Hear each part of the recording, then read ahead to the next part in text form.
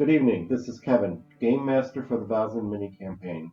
Tonight we are joined by Gail, playing the chivalrous and brave-hearted Colonel Clarence Ridgemont.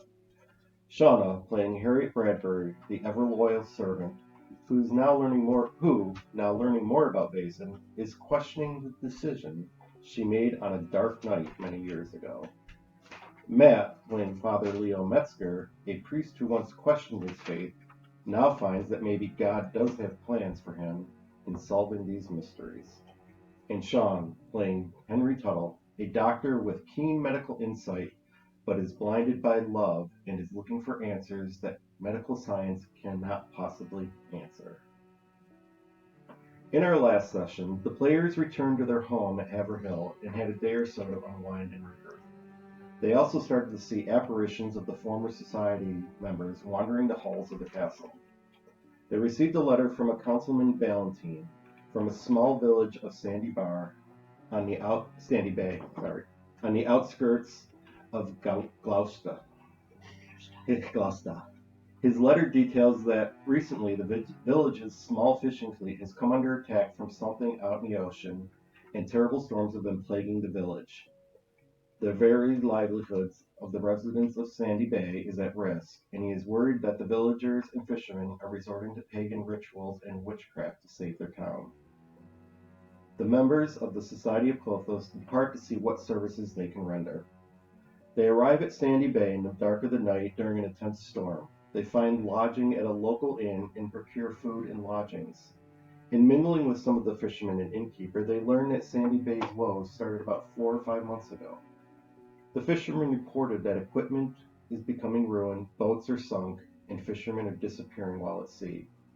A few admit that they're resorting to older practices of the indigenous people who claim to have an understanding with the spirits of the sea. The next day, the group wakes to the return of the latest fishing fleet and learns that another boat was lost, as well as 3 lives. They also learn that one man, Flynn Orbass, returns with a boat filled with fish and no damage. They learn that Flynn never seems to be affected by the weather or the spirits of the sea. Upon further questioning with the town priest and several locals, they hear a similar story. Within the last 5 months, Flynn has taken on a new wife, whom he keeps locked up in his home while out at sea. The locals only ever see her when he brings her to the church or other outings. Harriet and Father Leo decide to go to Flynn's home, while Dr. Tuttle and Colonel Ridgemont decide to question Flynn while he is unloading his boat. They find Flynn in a rather disagreeable mood and doesn't seem to like their line of questioning and threats. When he realizes that they are onto him, he lowers a dinghy and starts rowing towards his home, with Dr. Tuttle and Colonel Ridgemont in pursuit on land. At the house, Harriet and Father Leo find that all the windows and doors have been locked with locks attached on the outside, as if to prevent someone from leaving the house rather than to deny entry. They knock on the door, and Isabel, Flynn's wife, opens it a little. She is standoffish and does not wish to talk. Harriet and Leo feel she's being held against her will. Flynn finally reaches the old lighthouse and gets out of the boat. Dr. Tuttle and Colonel Ridgemont reach Flynn's house and tell Harriet and Leo that Flynn is trying to get something. They confront Flynn as he emerges from the ruins of the old lighthouse, carrying a small chest. After a quick scrum, Dr. Tuttle injects Flynn with something to knock him out, and they recover the chest he was carrying. Upon opening it, they find what looks like a hide of some animal. Then they realize that they are being watched by dozens of harbor seals, whose skins resemble what they are holding. Father Leo is suddenly struck with the memory of his first night with Laurie Reed, when she sat up and said, "Find the coat to set her free." Harriet takes the skin and rushes back to the house and offers it to Isabella. She takes it, and they pry the door open to release her. Isabel goes to the shore and puts on the skin. She transforms back to her selfie form. She wants to thank the group for freeing her and gives them the head of a trident made of the light of the silver moon beams that her kind collect on the ocean surface. With the curse ended, the group returns home to Haverhill. That night, as Leo is relaxing in the parlor, he sees the apparition of Charles Barrett walking to the wall of the parlor. He examines the area where the spirit disappeared and finds a stone in the wall that looks out of place. As he pushes it, It opens a hidden staircase that leads down. The group goes down to the staircase and finds a crypt with a sarcophagus of the previous society members, including Linnea's. On her sarcophagus, they find a letter from Linnea, asking them to help solve the mystery of what happened to her husband and the other society members over 50 years ago. Well, I don't want to start with that.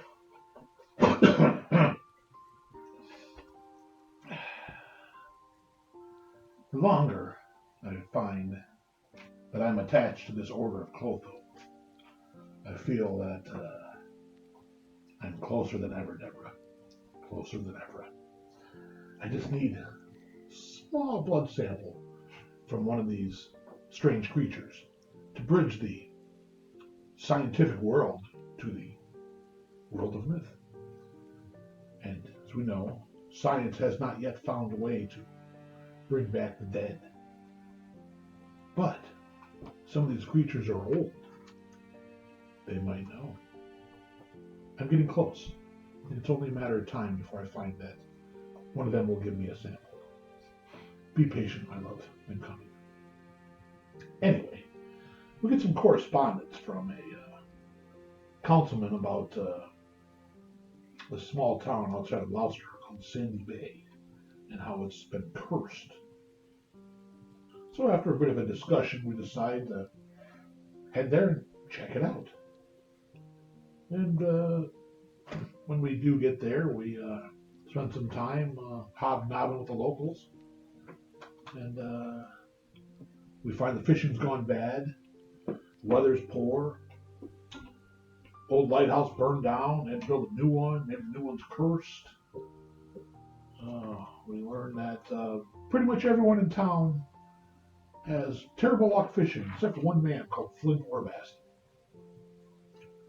And we keep hearing reference to sea people. We're not quite sure what that means. So we start investigating as we're apt to do. A few drinks and a little more information. We decide to talk to a Father Rogers at the Unitarian Church. Nice enough fella, if you're part of that burn him at the stake crowd. Everyone's a heathen, and no one's devout enough. Which perhaps could be true, or he could just be so far off his rocker that that's his thing. Either way, we won't reference that to our good Father Leo, so Father Leo's not quite that bad. But anyway, we decide to just go right at Flint Orbast and ask him, what's going on? So, of course, when we go to his house, he's not there, but apparently his new wife is there. And she's quite pretty, young, strangely kind of locked in the house. A little weird. Okay, sure, I guess some fellas are a bit possessive. So we kind of back away after a brief conversation with her, and we get onto his boat. He's just coming in with a good haul, and we approach him with nothing, no malice in our hearts, just some brief questions. He's evasive. Basically flees after put to the question a bit. Gets in a small dinghy and decides that he's going to just row across the harbor to wherever he's going. Okay, so we follow him, and he goes to the old lighthouse and uncovers a chest, drags out this chest, and apparently is running back to the house. What's in the chest? Doesn't really want to have that conversation, so as the whole group converges upon him, I take it upon myself in a strange fit of plexy, perhaps, I decide to attack him. Well, obviously that went poorly, and I guess I should leave the kind of fisticuffs to those more suited to it, like Harriet for some strange reason. But either way, she was instrumental in taking him down, and we drugged him up a bit so he was a little more pliant. And inside the chest is a strange fur, I guess. Kind of like one of the harbor seals that have been quite noisy in the last few days since we've been here. So we're a little bit perplexed about that, but as we take that and the drugged up Mr. Orvest back to his house, the gal lets, for the most part, grabs the skin, she says, and we have to pry the door open, and she transforms into one of the harbor seals. Okay. Apparently she is a creature of myth called a Selkie from, I believe, Scottish or Irish, some kind of Celtic myth. But she's very happy and tells us that she was basically imprisoned, manipulated because he had her skin. She gives us a silvered trident made from moonbeams. Quite sure how that works out, but it sounds interesting. And then she turns back into a seal and rejoins her family? Tribe? What do you call a bunch of seals? I have to look that up later. Anyway, rejoins her family before I can request a blood sample. Damn it, slow on the draw. Anyways, but that's where we're at. We come home and we find a ghost. Shows us a secret door into some underground crypt or something. Anyway, I feel strangely disconnected from being a man when I have to rely on Harriet to take down someone else. I'm not sure if this should bother me or not. Oh well, I guess I'll figure it out.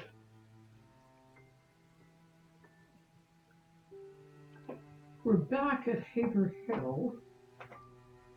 That repulsive railroad band seems to have left us permanently. Thank God. We receive a letter from a counselor of some kind from Sandy Bay at Philippe Valentine, begging for help. Apparently he believes his town is cursed, plagued by bad weather, and boats are going missing, people are dying, they don't know why.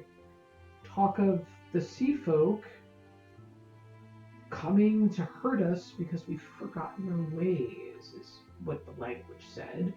We did some research before deciding what to do and talked about mermaids and sea serpents and kraken sirens from Odysseus.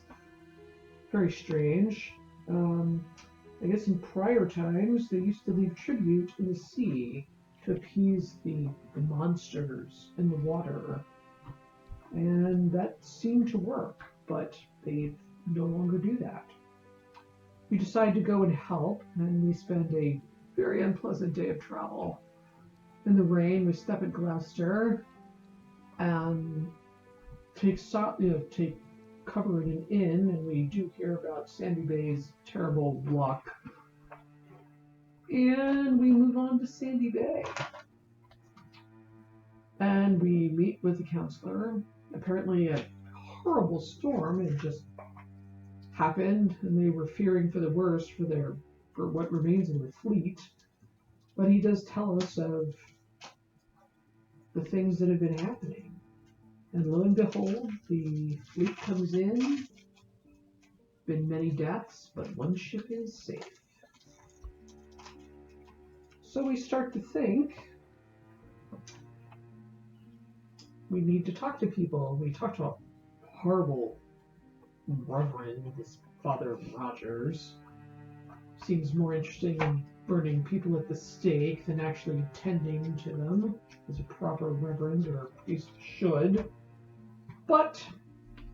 And the counselor seems to be under his sway, where they believe that these offerings are just signs of the devil and appeasing the spirits, and I believe he's half out of his mind. But we decide, after talking to people, that Harriet, the quite robust servant of mine, and Father Leo are going to talk to more townspeople. The one person who hasn't suffered anything is Flynn Orbast, and apparently he's recently married, bringing a wife apparently from Gloucester, which no one knew that he was eligible, wanting to marry, but came back with quite a beautiful wife.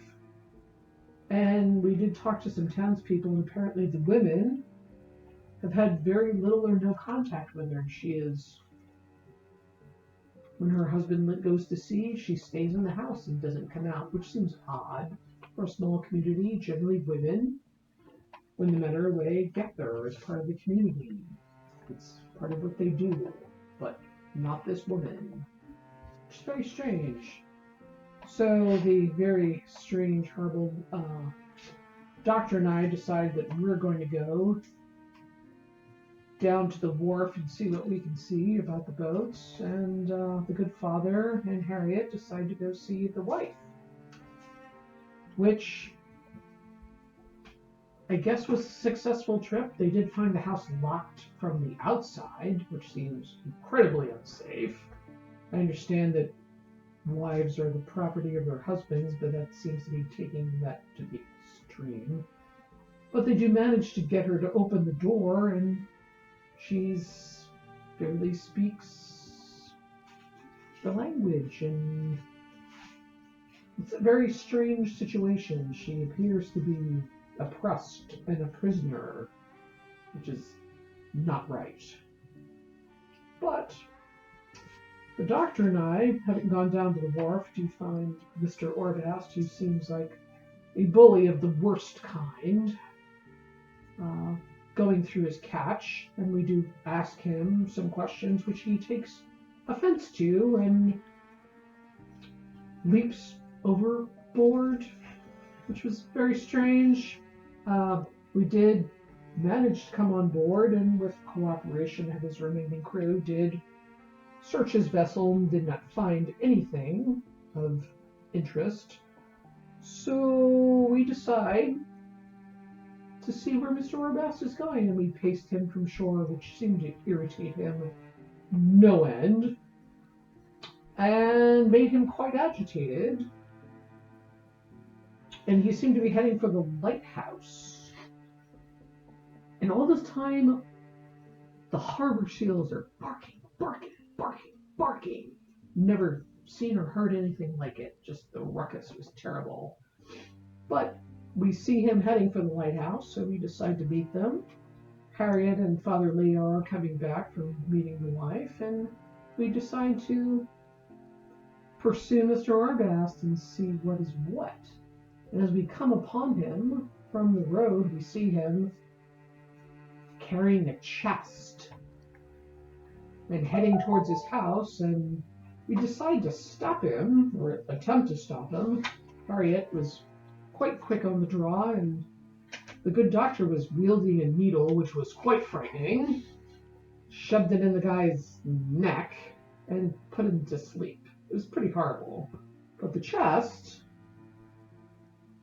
contained a skin of a seal. When you're at sea, particularly in winter, seal is used for warmth. So I thought perhaps maybe that's what this was, but it wasn't. It was an actual skin. And we were called from our research hearing about selkies, and selkies who lose their skin can be dominated by the finder and the holder of their skin. So we go back to the house to see if the wife means something to her, and she puts it on and jumps in the water. What is going on? And then she surfaces and thanks us for returning her skin to her, and gives us a trident made of moonbeams. Not sure I understand that, but it's what she said. It was symbolic of her people. So she's free, and the infernal barking stopped as her clan, tribe, whatever, leave. And the weather calms, the sea calms, and hopefully order here is somehow restored. We go back to Haver Hill, and apparently other members have seen ghosts of former members. They haven't been harmed by them, but they see them, full apparitions, and one of, I think Father Leo followed one, It goes through a wall, through a painting, and there's a door. And we see a hall going down. So, what have we found, and what's going to happen next? Time will tell.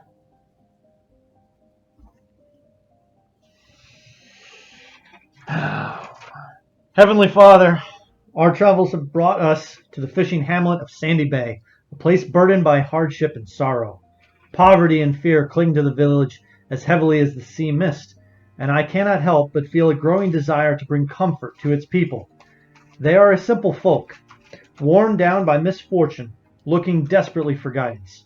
Though I possess no power to mend their nets, restore their fortunes, or calm the waters, I pray that I might at least offer them hope and remind them that they have not been forsaken by God.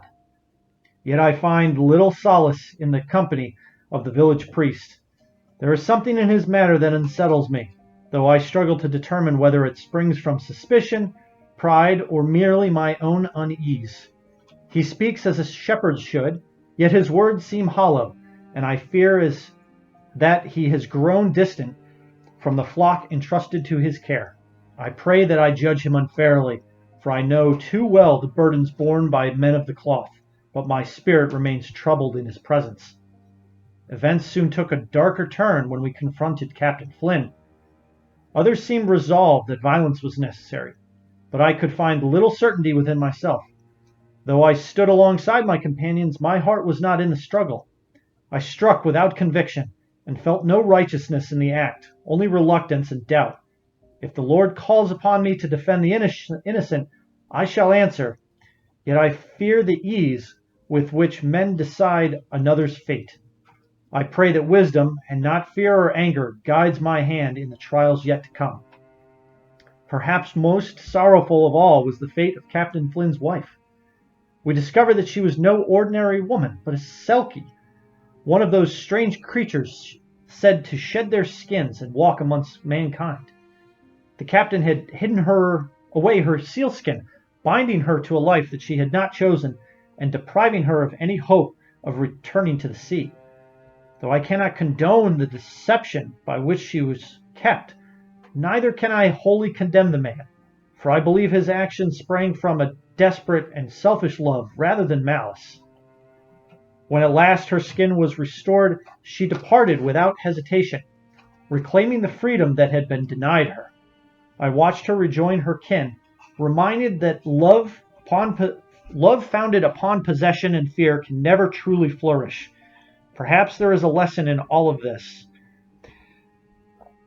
that even the deepest affections must be tempered by charity, sacrifice, and the willingness to let go when it is God's will that another follow a different path.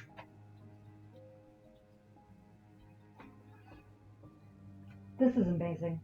I feel like I was born for this. I suppose I was, as Miss Lenina pointed out. We all were, children of Thursday.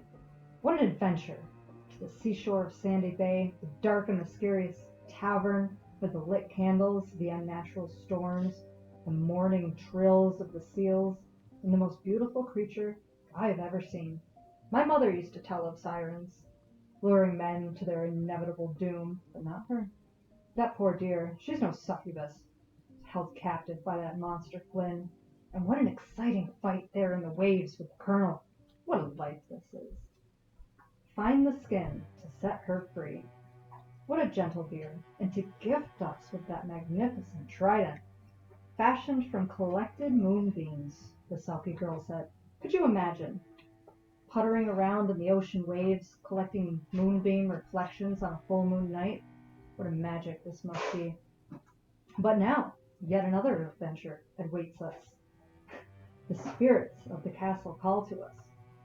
To think of the years I spent with the washboard, the dishes, the cooking, the canning, the sewing, wrestling up the pigs. What a gift indeed. Though I do hope the Colonel's family is well tended and safe. I hope that monster does not come back to claim yet another prize in my absence. Very good. All right, so we left off down in the crypt in the castle. There you saw the 6 sarcophagi, including Linnaeus, and the others were of the former society members.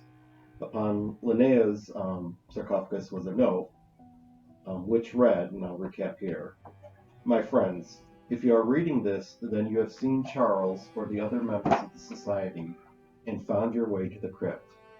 They are cursed to wander the world in purgatory, unable to pass on due to the nature of their deaths.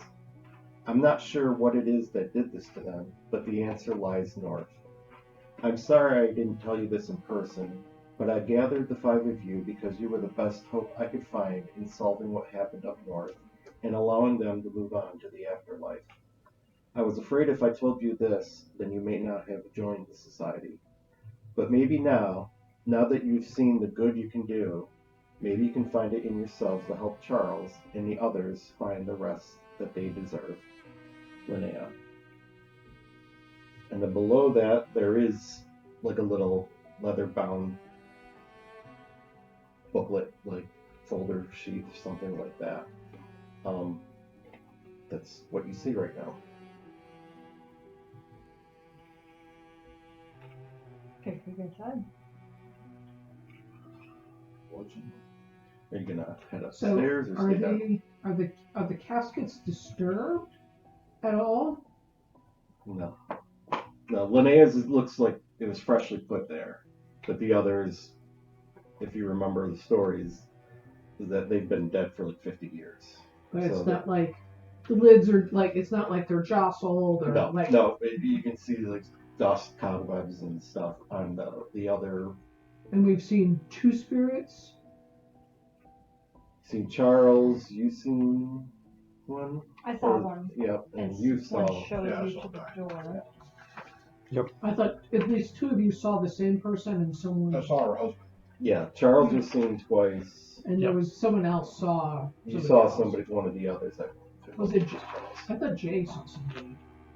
I don't think he ever made it back to the castle. Oh yeah, maybe Because he started the adventure Right. at the Reed Farm. Okay. Yeah, you're right. I don't think Jay's ever been Yeah, so just time-wise, if I'm make sure I'm on track with what everybody, I think this would be Monday evening, the 15th, when you return from Gloucester. And Father Leo was in the parlor, kind of just like collecting his thoughts before going to bed. Have we spent some time here since then? Because I thought... No, I believe you returned on the 15th, and everybody was kind of unwinding, and unless I missed something at the time. I thought, and again, we haven't really kind of like explicitly said the days, but I thought when we woke up in Sandy Bay, it was July 6th. But, okay. So I mean, if... Yes. Leaving on July 5th for Sandy Bay. Oh, then my notes were totally wrong then. So we spent a night there, and then we came back. So we would probably... 7th? So today would be the 7th or the 8th, depending on if we spent another night at Sandy Bay, then we would have rode back in the morning, and that would have been... Okay, my timeline is totally screwed up there. Not super critical. It's... Only if it matters, Kevin. No, it doesn't. It's just I normally try to just put dates just to figure out where things are. Unlike Hunter, we don't have jobs. So, you know. So we'll say Monday, July 7th, you get back to your home. And in the evening, you're in the parlor, knocking back a drink, just trying to process everything. I think Henry went up to visit Deborah. And probably everyone else is getting ready for bed or something like that. Then he calls you all down and says, "Hey, I just saw that person walk into the wall, and I examined the wall and saw a brick out of place. Yep, we got our lantern. Pressed it, went down in there, read the note, and then I see a little like a binder, leather type bound binder. It was Jonathan Laurie that. The other one that you saw.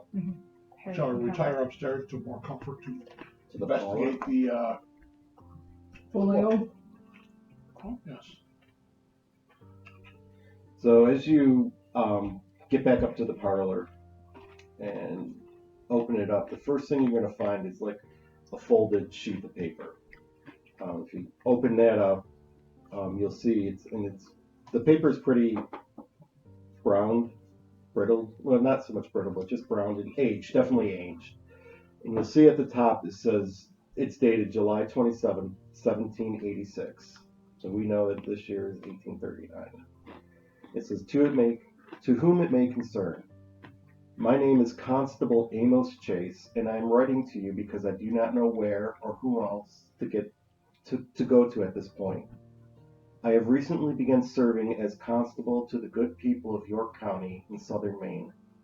One of the villages within the county is named Shiloh.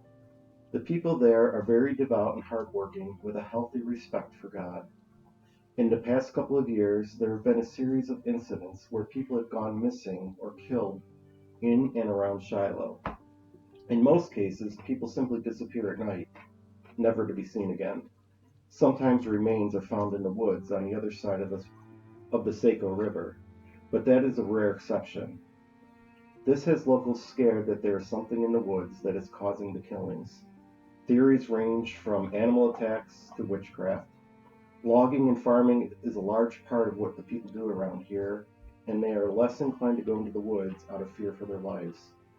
Word of your unique work and talents has spread throughout the area, and I'm hoping that you can provide assistance. Your obedient servant, Constable Amos Chase. So you find that, folded up letter. This is an old letter that the order originally got. If you remember Linnea originally saying, her husband and the group went up So this is 50 years ago. 50 years ago. 17? Did you say 17? 1786 is when the letter was dated. And that kind of jives with what Linnea had told you initially. That. And most of the members died during. She's the only surviving member. She didn't go on the trip. If you remember her story. Yeah. So they all went up. It's 50 years old. Yeah. They all went up and never came back. Oh, never came back alive. I need to put this out because this is like immediately in my head. What if there is something that has come back after this time and is now doing something? Because what was her name? Sorry, was it Linnea? Sarah? The little girl. The girl that got stabbed. Or Lori. Lori. Lori Reed. Be warned of the danger that lurks across the river. Eternal damnation awaits you if you fail. If the order was all killed, and Linnea did not further the order, and we haven't heard anything about any goings on, and she didn't mention anything still going on near York County? Psycho? What was Shiloh. it? Shiloh. I did one. Oh.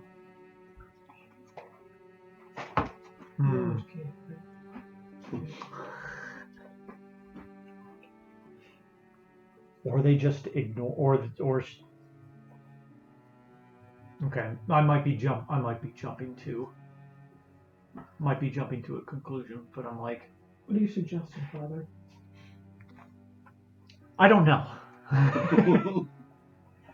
Well, in just 10 days, it will be exactly 50 years since that date. Since the date from Constable, from the letter that he yeah, and so anything that he would have wrote would have been, stuff would have been happening. He probably would have been investigating, and then he would have reached out. So, I wonder if he's still alive. Check the constable. And we haven't been able to communicate with any of these ghosts, right? They're just No, kind of they almost showing. seem. I think I said last time. It's almost like they're just following a program or a script. They wander around. They don't interact with anybody. They can't seem to communicate. But it's, you have seen them look at you, so it's like they see you, but they can't do anything about that. It's evening time, right? Like 9. Oh yeah, it's probably like past dinner time. You guys probably already ate and came back and stuff. So, but as Linnaeus almost suggesting in her letter, it's they can't move on to the afterlife. It's almost like they're stuck in purgatory, and that's her concern. Is these victims will never pass. Father, why would good men be stuck in purgatory regardless of their deaths?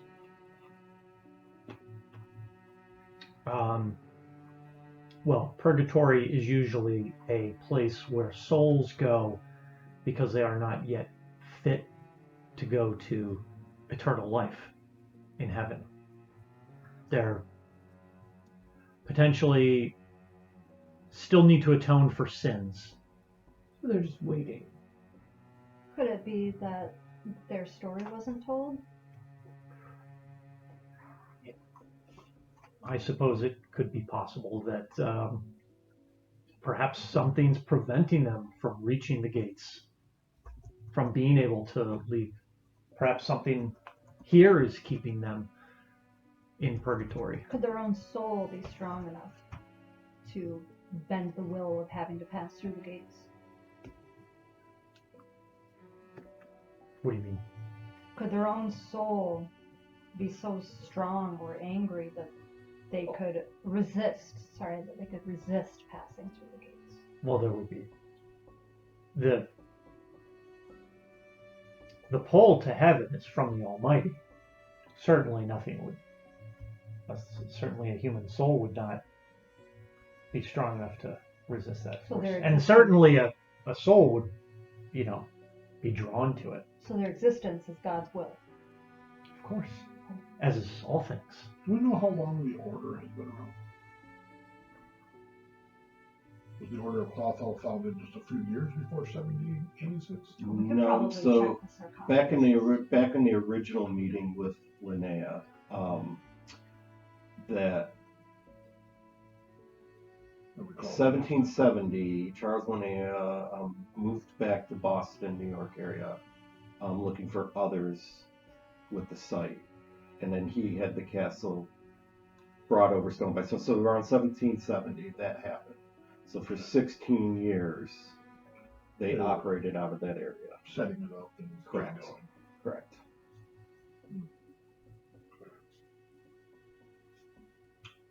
So there's only been... Is there a register of members? As far as you know, it's just the original 6. Okay. So the 5 who are haunting our halls and Linnea, correct. We could chat with Grady. Because Grady's always been here. Was Grady not? Grady's been here since before it came here. Grady is fairly young looking, correct? Mm-hmm. Grady doesn't sleep. Grady. I'll be right back. So you still have I go upstairs. there's still the rest of You gonna get a the syringe? Linnea stuff. Huh. I ring the bell. So you're up in the pyro now, or you're no longer in circuit down in the crap right yet? Grady up here, yes. Yes, man. Grady, how long have you been here? As I've said before, I've been with the castle ever since its beginnings. And when would that be? Since its beginnings, but this castle was brought here, stone by stone. Correct. So you were here before that? Correct. Or you were there before that? Correct. So both? You were both here and there? I served the castle. Or the castle is that I served. So Would you say that you're bound to its service? I willingly served the castle, yes.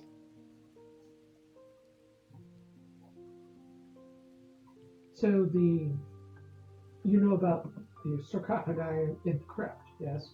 Yes, I'm the one who was Linnaeus. So are those the only members?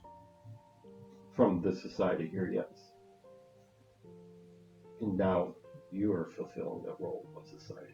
So where the castle was before, were there members there? No, but that castle was. If you remember Linnea's story, the castle was ruins overlooking a bay in Sweden. Ah. That was like her favorite go-to place. Yeah, hang out. and when they got married, he He brought brought it over and had it rebuilt, stone by stone. So, Grady's existence can go hundreds of years Mm-hmm. before all that. I'm creeping up behind Grady. Put that down, Doctor. Oh, hell no. I'm just gonna stick him. Yep. Okay, you don't withdraw anything. It's not like he's. One thing you've noticed about Grady, he's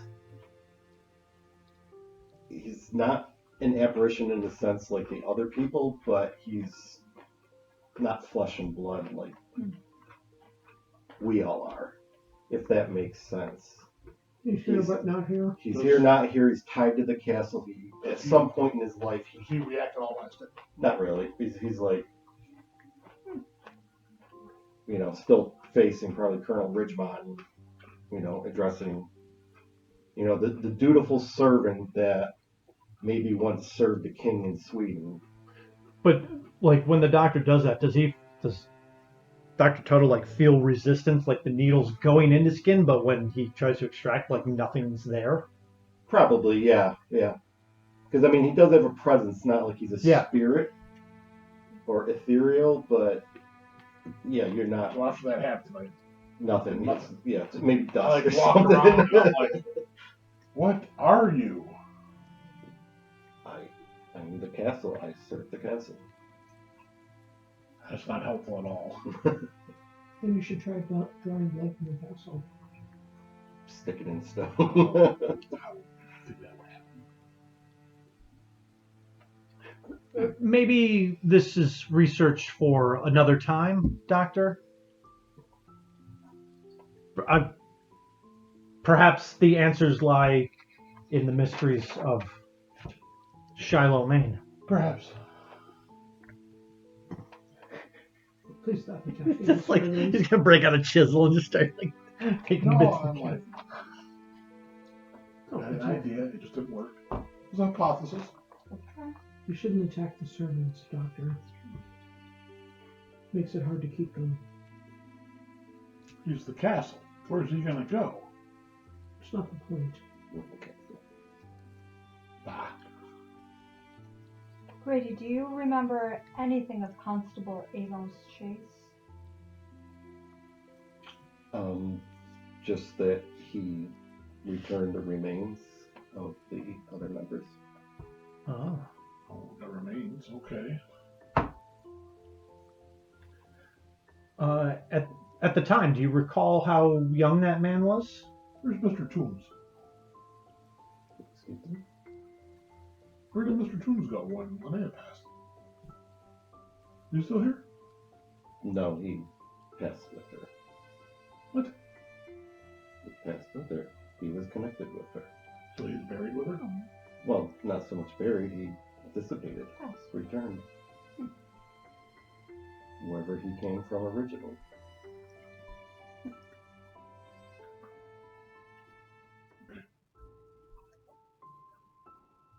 You really want blood, don't you? I'm fine. Solid. Not succeeding, but I'm fine. But the constable, do you recall his age? Mainly, I'm trying to see if he might still be alive, or Really unlikely. Even if he was if- younger than Linnea at the time, maybe. Think about life expectancy at this time. If he was 20, that would make him 70 now. Yeah, that's not unheard of. And this He in wouldn't know. 1838, He wouldn't know if he's alive now, but he'd be judging that. He's Around probably the same 30s, age. 40s Oh, at the time? at the time. Correct. Okay. Well, I mean, there were Civil War vets that lived into their 90s. They did. Maybe he's got some family. Maybe somebody passed down this tale. I mean, we've got missing people, things in the woods. I mean, like, for humans, like, yes, the overall life expectancy was lower, but that's because when accidents happened, they Or- died a lot easier. Sickness is the big one. Humans themselves, as long as they're eating healthy and stuff, Can live the kind of didn't really matter what time period you were living in. As long as nothing bad happened to you, you would live as long as Pneumonia and stuff like that. you're living like Most now. of the time, right? You get older, you susceptible to sickness or whatever, and that's what that's going to bring you down. Yeah. And you catch that first. But I mean, there's still, it's getting later, maybe 11, 12-ish. There's still some of Linnaeus notes in there if anybody wants to read them, or if people want to head up to bed, or Mainly, I think I kind of want to peruse through them, and maybe the doctor would give me a hand with this. If there's any notes of like maybe the injuries sustained by the people that returned. If we could find some information in regards, sure. Average life expectancy during this time period was 40 to 50 years. Yeah, again, that's the average. That's Yeah. what's I mean, the like what Matt's- are the I agree. outliers? Yeah, I mean, you see, like you said, Civil War veterans that. We'll spend a few hours looking. Yeah, so it's going to take a while to kind of go through because it's all handwritten notes and it's like stuffy journal. Are all four of you going to be down there, or are you going to do other We're going things? to go all night long, but a couple hours. Yeah. So Till the adrenaline. great. So your connection is to the physical building here. Yeah, the castle. I serve the castle. So, do you retain any awareness of the members? Like, can you tell if we're alive or dead when we're not here? No. Or no, sir. So, like, the castle, we're not connected. The castle would not react if something happened to us. No. Interesting. It's the castle and. No, I understand, but to me, because we are serving the castle to a certain extent, it would be interesting to me to see whether the castle is aware of us and what happens to us when we're not here. I don't think there's actually a connection to the Order of Clotho versus the castle. I think this is just their Place. place. I made a pledge to serve the castle. Yeah. Like his. Many, many, many years ago. Yeah, like his. When it stood original? Correct. Yeah. Why would you take an oath like that? It was an honor to serve the king. What was your name back then? It's always been great. Is that what he says in The Shining? I've always been great. Something? I've always been there. Yes, I've always been here. It shouldn't be something unpronounceable from Sweden's past. Olaf. Yeah, I mean, realistically, his spirit is tied to this. It could be just tied to a single brick. Perhaps this is his purgatory. It was quite an oath. Yeah, exactly.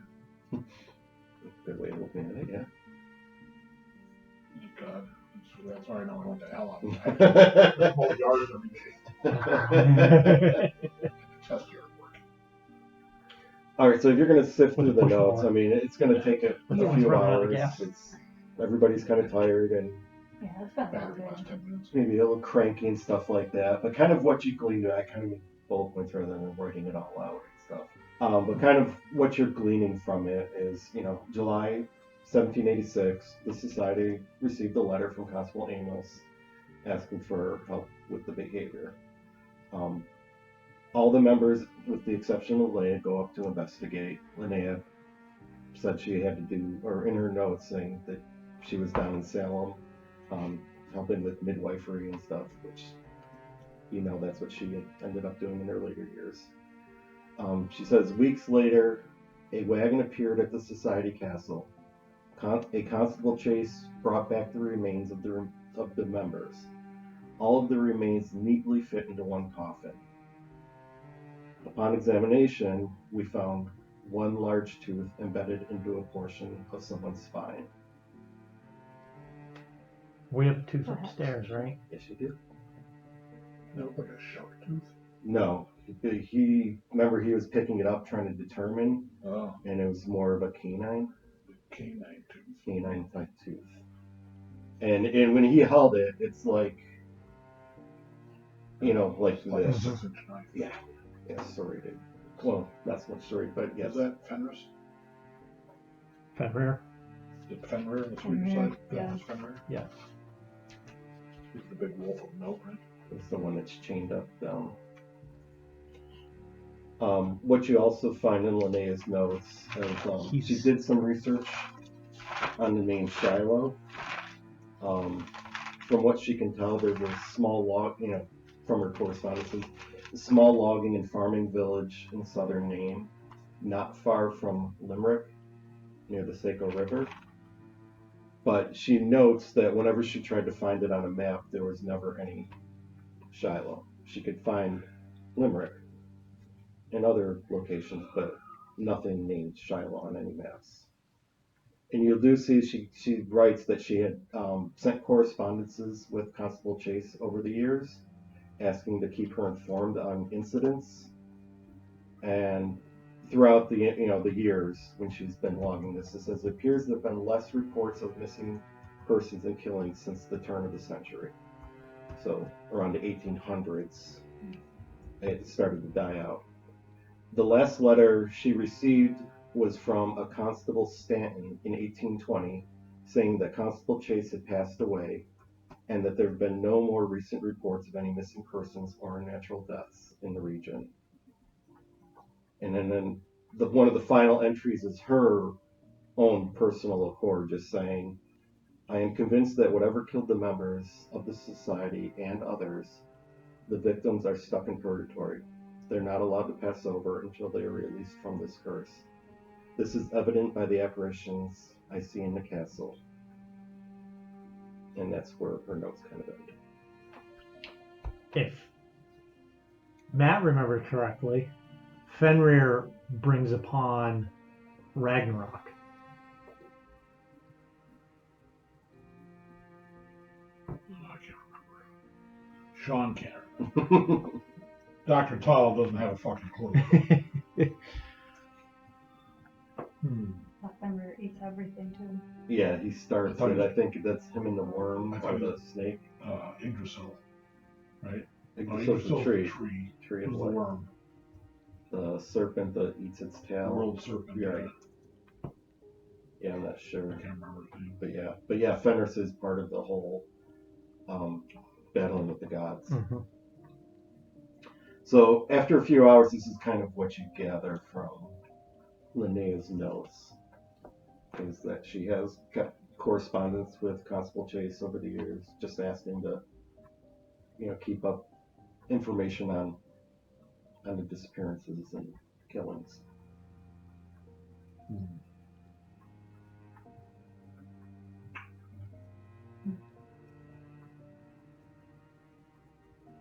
Father, you probably object to this, but are Ouija boards a thing right now? Or what? you think I don't it's think so. They're No. like the 20s or something. Yeah, Probably, but Victorian there would have type probably. I mean, spirit boards. for paganism, there probably would have been, and witchcraft, there probably would have been something that Casting predated bones, tarot, the Ouija I'm board. sure that'll- Yeah, bones and just dice and tea leaves, bones, Yeah. knuckle bones.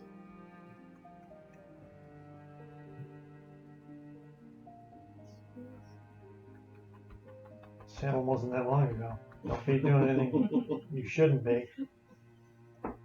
You're a God-fearing woman. Mm-hmm.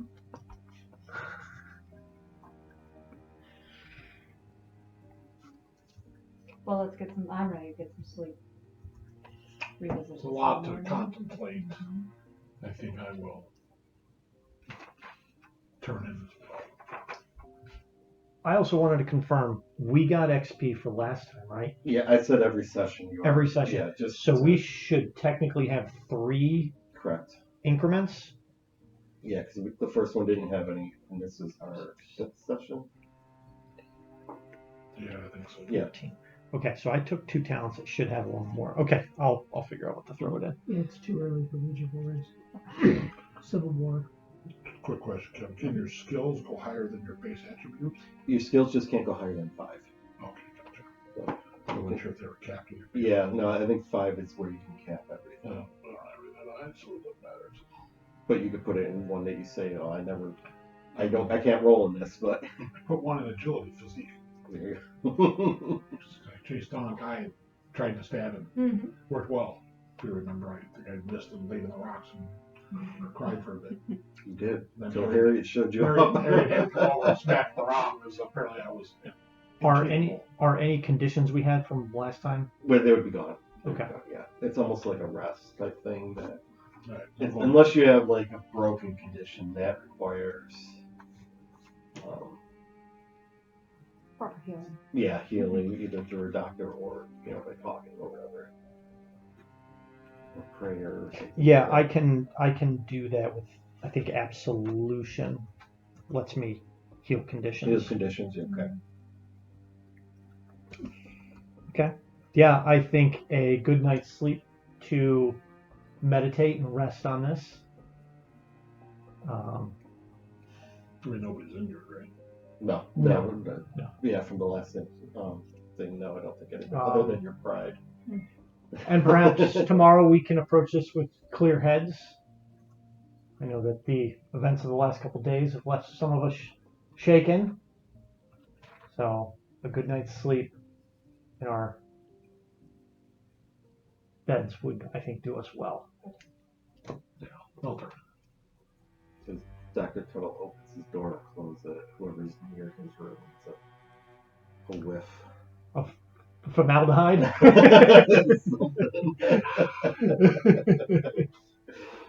Must be all of his alchemical supplies. Formaldehyde by Tuttle. I went to an autopsy once, and it was a weird smell. It was a weird Well, smell. it's either that or decomposition, right? In the Orient, the beer in Thailand was made with formaldehyde. Mm. Took a little getting used to. We still drank it, but it was disgusting. I don't know if it's still made that way. I guess maybe not so much anymore. But So as you turn into bed with Deborah, you lay down, blow out the candle and stuff, and you hear her say, "Henry, I feel like I'm starting to fade. I'm moving on. Please, be what can you patient. do? I'm working on it. I'm scared, Henry." I'm working on it. Have faith. Hold me. Jeez, Kevin, hey, the creepy. Yeah, I know. That's good horror right there. What is that thumping noise? I didn't go there. Like everyone takes a room in a different way. So we'll just say, it comes morning, and you smell like every morning that you're there, the smell of food cooking in the kitchen, and Jarvis, you hear clattering of plates, and Get some breakfast. Mm-hmm.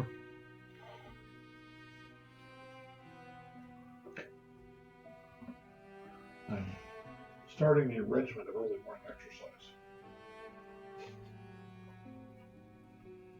Tuttle or Shawn? he's gonna walk around the koi pond and stuff. Yes, I'm gonna just calcite from a quick pond or something. Yeah, so you have breakfast. I don't know if you will discuss your plans or.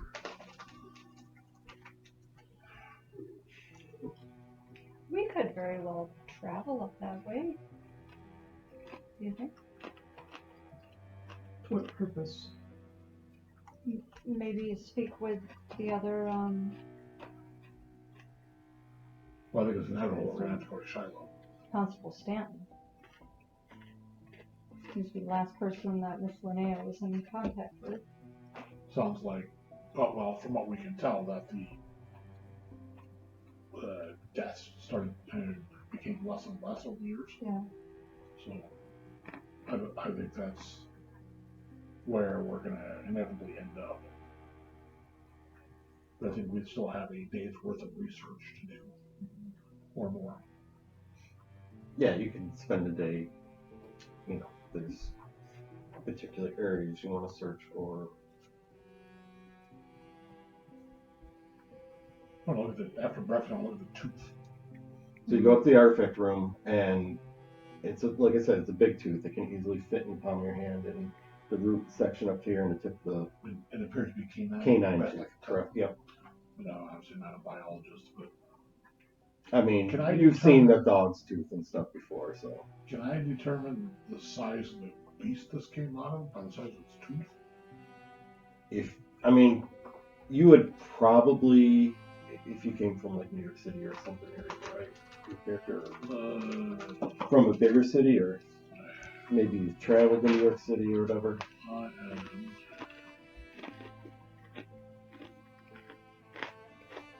How would I go?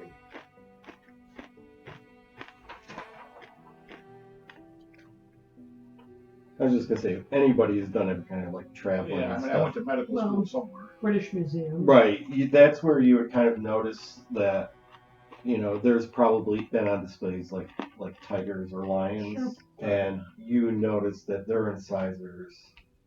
Similar size. Yeah, Like it's 800-pound tiger. like 800-pound it's not like it's not like a big dog right. or a wolf or something Oh, like big that. dog. Or This is a large mammal. right. This is something that It's fucking big. correct. So you're talking. Okay, so we're talking 800,000 pounds or so about. Holy shit balls. That's a big pupper. It's not like a saber tooth or anything, but again, it's big enough where this thing can bring down pretty much anything it wants to. Well, no wonder no one's heard from Shiloh. Hopefully it's been devoured. After I work that out, whatever hour or so that takes or whatever,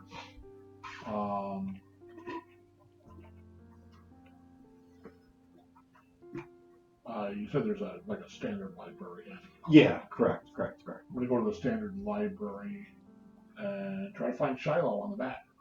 Yeah. So what you know from Limerick first. Limerick. So what you know from Linnaeus is, and this is again not to scale, but this is a map of like kind of the area. So like Haverhill is way down at the bottom, and Limerick is up here in Maine. So And Shiloh's somewhere near there. she mentions that it's near Limerick, but she can't find it particularly on any, the maps again. This is the Saco River Correct. running through the middle of that. Right, and then it eventually feeds out to the Atlantic Ocean.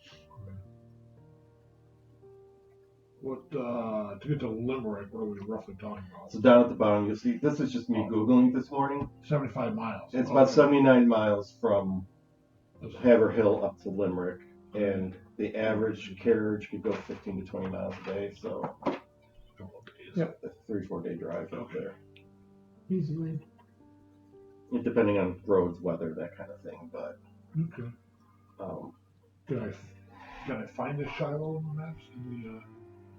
nothing that you can find. Just Limerick. All those towns listed on there, I think were pretty much incorporated in the 1700s and stuff, but Is there any right up on Limerick? Like became prominent due to logging, farming. Again, most of the community in Maine would be logging and farming, correct? Can I make an investigation roll? Sure. Because the name, as with probably many places in America, they're named after places. Biblical So, people, yep. so I want to see what other references for Shiloh I can find.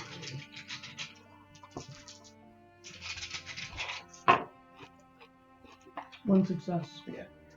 Father Lee could also probably tell you just the Bible studies and stuff that It's Hebrew for tranquility or peace. Limerick? No, Shiloh. Shiloh. Shiloh. It's a place of peace.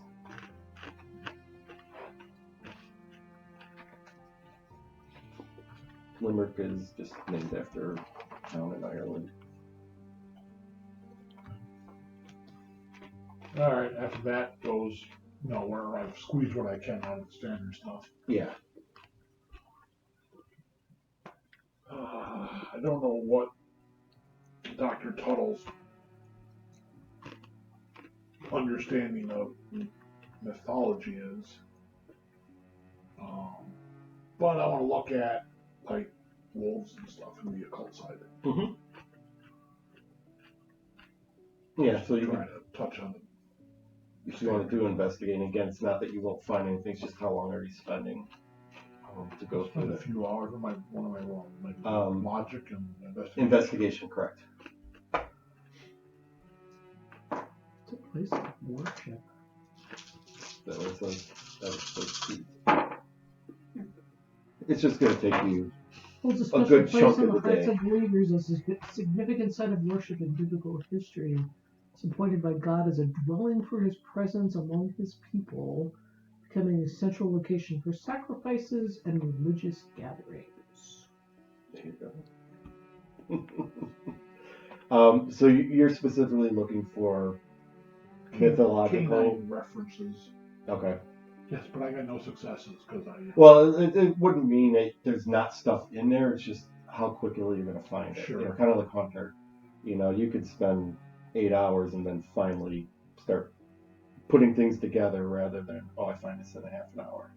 So we're going to say it's going to take you a good I chunk. get misled under cannabis. And I think it's like sort of canine, and I spend too many hours reading about cannabis. I mean, you're going to see as you're going through, there's going to talk about wild men, Indians or the indigenous definitely had skin changer type mythologies and stuff. That was being, I think Abenaki was the prominent tribe in southern Maine. So, again, they would have stories of skinwalkers or skin changers. I mean, Norse mythology had that, berserkers were based on warriors dressed in wolf skin. Germanic stories would have the same type of thing. Romans, I even think, wrote about it when they would encounter some of these northern tribes dressed in wolf pelts and stuff that, they fought like beasts and stuff like that. So that's kind of the information you're finding. Nothing too specific on... It's a lot of generalities. Yeah, nothing too specific on, it's this kind of creature or that, or Vaesen or whatever. It's more of, there's always been a healthy respect of fear for wolf-like presences, and a lot of warrior casts kind of use that in their get-up to instill fear and stuff in their opponents. All right, well, I want to say I probably spent half a day farming. Yeah, you're probably a good portion of the day up there just trying to make sense of what's going on up north. I think Harriet would go through each of the sarcophagus, maybe get a journal and start writing down each of their names, and try to get a little bit of whatever we learn. I'll try to put it down on paper. Okay, yeah, you can even use Linnea's journal and just keep writing in that or something if you wanted to. They have their names there. We'll try and learn how each one, what their actual cause of death was. I mean, you're gonna swipe the tooth in the one. You're gonna open it up, and I mean, there's gonna be maybe a couple of bones each, because if you remember Linnea's note was everything fit into one. Whatever they got back. Yeah. 5 people came back in one. I don't think we necessarily need to exhume the bodies at this stage. No, but I was curious. Pretty sure it was some kind of canine creature. What we could gather about each one separately. So if you recall... Especially the one that reached out to me, Jonathan. Jonathan? What did Jonathan do to you? I mean, did he just appear to you? He appeared near one of the portraits and then just walked away. Oh, Have we considered trying to talk to them? which portrait? Probably his. Maybe there's something behind it, like Another crypt? no, but maybe a compartment, or I mean, this castle clearly has many mysteries. Mm-hmm. But maybe we can check out the portrait that you saw him at.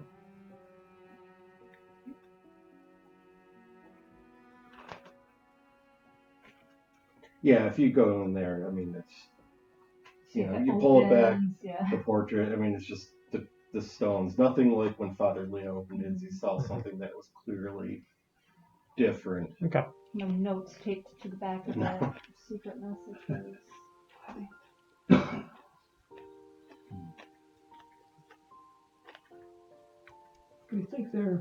Do we think this was the intent of their communication, was for us to find the crypt? Nothing else? To see their unrest. Well, at the same time, I'm not sure, because it seems like we can't communicate with them. So Well, maybe what they're would the priests know about? Look, if you're stuck in purgatory, can you communicate? probably not. That's kind of And you what might, you're feeling. they might not even see us as who we really are. They might just see us as spirits themselves.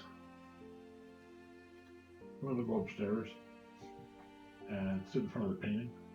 Is that upstairs? I don't know. It's wherever the Which one? or artifact room, the fancy Yeah. one changes. Yep.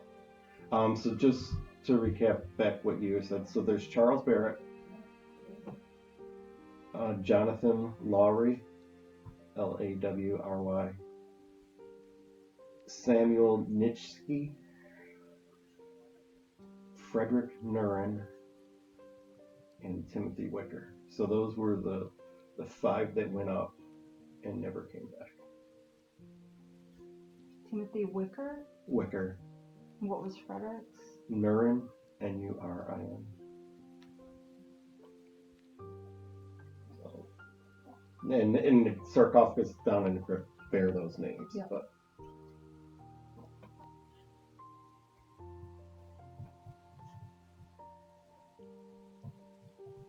So, do you think because it's our assumption they're in purgatory for whatever reason?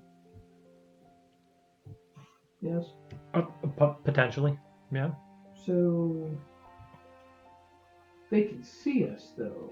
I have no idea. Well, it seems that way. Again, they might just be drawn to our presence. if you recall, when you were laying in bed, Deborah woke you up saying they're something's staring at us, looking at us. And you looked, and he did make like eye contact with you, and then turned around and walked out through the door. And then you opened the door, nobody's in the hallway, and you went back to bed. I don't think you followed him down. Your case, you saw like the same type of thing, so he turned and walked into a wall, I believe, or something. Yeah. Or into the painting. Right, Yours and walked same into the thing with painting. you. You know, he kind of like made eye contact with you, and then so Yeah, but we on have some no idea. level, right? On We some have no level, idea what they see. Right. They might see maybe like But on some level, it's like they're aware of you, Mhm. but you don't know. You know, there's been no attempt to motion or communicate or anything like that Mhm. with you. They just seem to be like, and then Yep. turn. But we haven't really attempted to communicate with them, though. That way. So I'm going up to the painting for. So you're going to the artifact room, and I'm assuming you're talking about the big tree painting. Yeah. Yeah, but it's just I'm nice. gonna give this portent, so I'm gonna get a chair Mhm. and drag it in front of this fucking painting. And I'm gonna sit there and I'm gonna close my eyes and try to bring myself to a calm place. And then I'm going to visualize our challenge here. And crack open an eye after a bit. Yeah, go ahead and do an observation. I like what Shawn did here. Something I didn't even think of. So. Fucking empathy. I suck at empathy. There's a surprise. Hey, you got some couple of sixes. Yes. So you crack open an eye, probably like right eye first, just to see if something changed, and it does look like it's changed. You see what was before grand ancient type woods. Now you see like it almost looks like you're standing in front of a clearing, and there's some trees and stuff around, but in the center is like a low mound with almost looks like natural altar. You know, it's not like hewn or like shaped. A borrow by like a natural one. Right, like maybe there was a stone laying on top of another, and it's not like at a huge, obscene angle. It's maybe like only 15% angle or something. So it's almost straight, but and then there's some like white flowers growing around it, and a lot of bones. Mm. That's kind of what you see in there.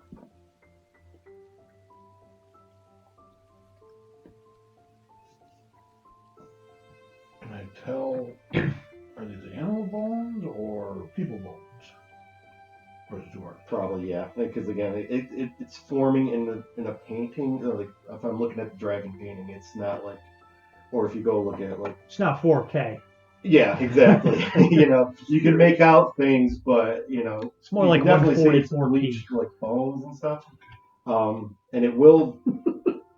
The sky it's dark, and it's almost like, because remember the first painting is almost like the sun was flickering down, and it almost felt like real, like Harry Potter type paintings. This one, it's got the feeling like it's dark, like in the evening or night, but moonlight is definitely illuminating everything. So it's almost like on a bright full moon night, you can, if you go outside, you can did see. someone step into the painting at some point? No. No, the big we- 10 by 10 painting hanging on the wall. Yeah, we moved the painting, and that's where the door was. For some reason, I thought someone was able That to was step the into it. painting of Charles. He's talking about the big No, tree. yeah. I don't think you've moved the big tree because it's 10 by 10. It's No, huge. the painting that. Oh, well, maybe it wasn't a big painting. The one that had the crypt behind it. Yeah, that was more of like a portrait, like Okay. a portrait painting of Charles. This is the magic painting. Yeah, this is the magic painting of What is our? I don't want to jump ahead because I'm assuming you're gonna tell us. He's gonna keep it secret. Well, okay. No, it's up to him. I don't care. So, but yeah, you crack an eye, it changed. It's no longer the glade of the Reed Farm Forest. Alright, so I get up. I move my way downstairs or where, I don't know where this chamber is. Guys, I got something to show you. And I'll take him up to the painting. You don't know if it's because We do the focus. Tuttle huddle. The tunnel. Yeah. You don't know if it's because you focused or Not that if something close. changed, but it's definitely, you all come in now, and if he points to the painting, and again, it's a big 10 by 10, so like Yep. this size of the wall here, and it looks totally different than it did before. It looks way different So from. we see. Yeah, you'll see, there's woods along the side or trees along the side, but in the center there's this big, naturally kind of formed altar with white flowers and bones strewn all around it. And it looks like a full moon is shining on this. Something's illuminated. You could see almost like it was dark, but Not that Harriet would know, but Shawna would most certainly know. Well, Harriet did what some stuff. what phases is the moon in right now? It's a crescent. It's a Cheshire cat out there right now. If you're asking me. Well, I'm asking you so that you in game you can tell us. Yeah. Because I now don't want. remember, you have that clock. I can tell you exactly what it is. Yeah. Remember, there's a clock that tells you the phases. Yep. Yep. So where are we in relation to a full moon? So you're probably like a week or so out. Ah. Well, it's going to take that long to get there. Yes, it is. We'll be getting Well, there at Yeah. full moon.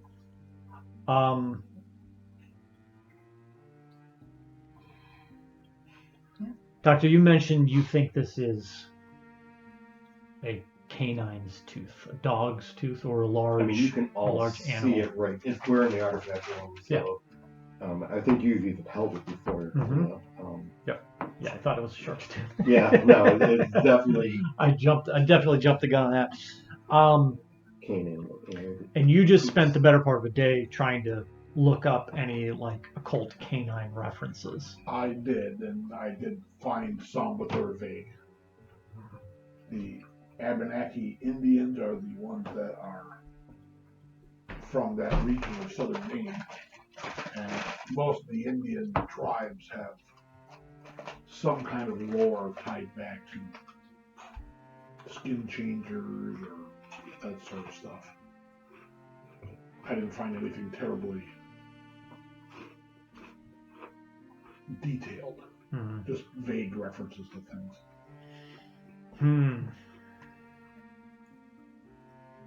I think we need to go to Shiloh.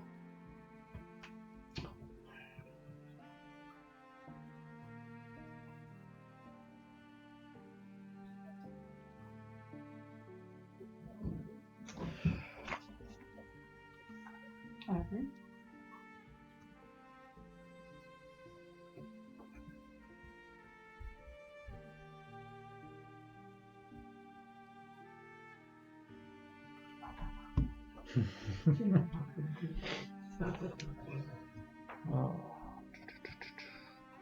You want to take a dessert break?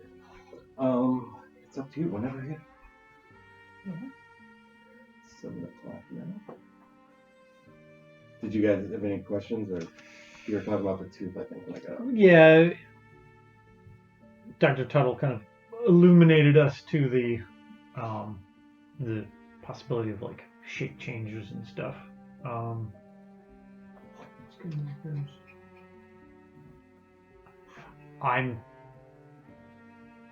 I mean, the fact that the bodies were returned and all fit in a single coffin probably means that they were consumed, or part of them, were obviously retained somewhere. And what if this pile of bones? That's why they perhaps cannot pass on. They've not been buried properly. Is that a thing? I Could try to last. probably. I mean, they. Yeah. I'm trying to remember I'm trying to remember my Sunday school stuff. Like, do you have to receive last rites and a proper burial to I'm going leave off purgatory? Christian. I mean, Catholic, because that's what I was. Yeah. Kind of raised, and usually it would be that Catholics would need to be almost like in consecrated ground interred to guarantee that they're going on. Yeah. But again, if you committed suicide, that was considered a sin, that you're going to hell. And Yeah. stuff. So, but again, I'm coming in from a Catholic point of view, because that's they beat India in church school. So, but I'm sure Christianity and a lot of its alterations have the same kind of mentality. Sure. Okay. So Father Leo would probably say, yeah, if you died out in the middle of the woods and were unattended or no last rites were given, You might. not make it to heaven. Okay. So there could be those are bones around that altar type thing. Mm-hmm. This could be the remains of those that are down below. Perhaps we need to. I'm assuming our crypt is consecrated. I mean, Yes. I would probably assume That's it is. I can Something probably we can do. perform a. yeah, a priest can go through and Mhm. consecrate with prayer. I can go down to the crypt and consecrate the grounds, and maybe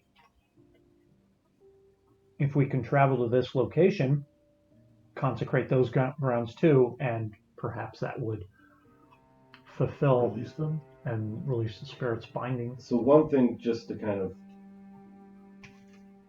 to make sure you understand with the painting, is it's not a few bones.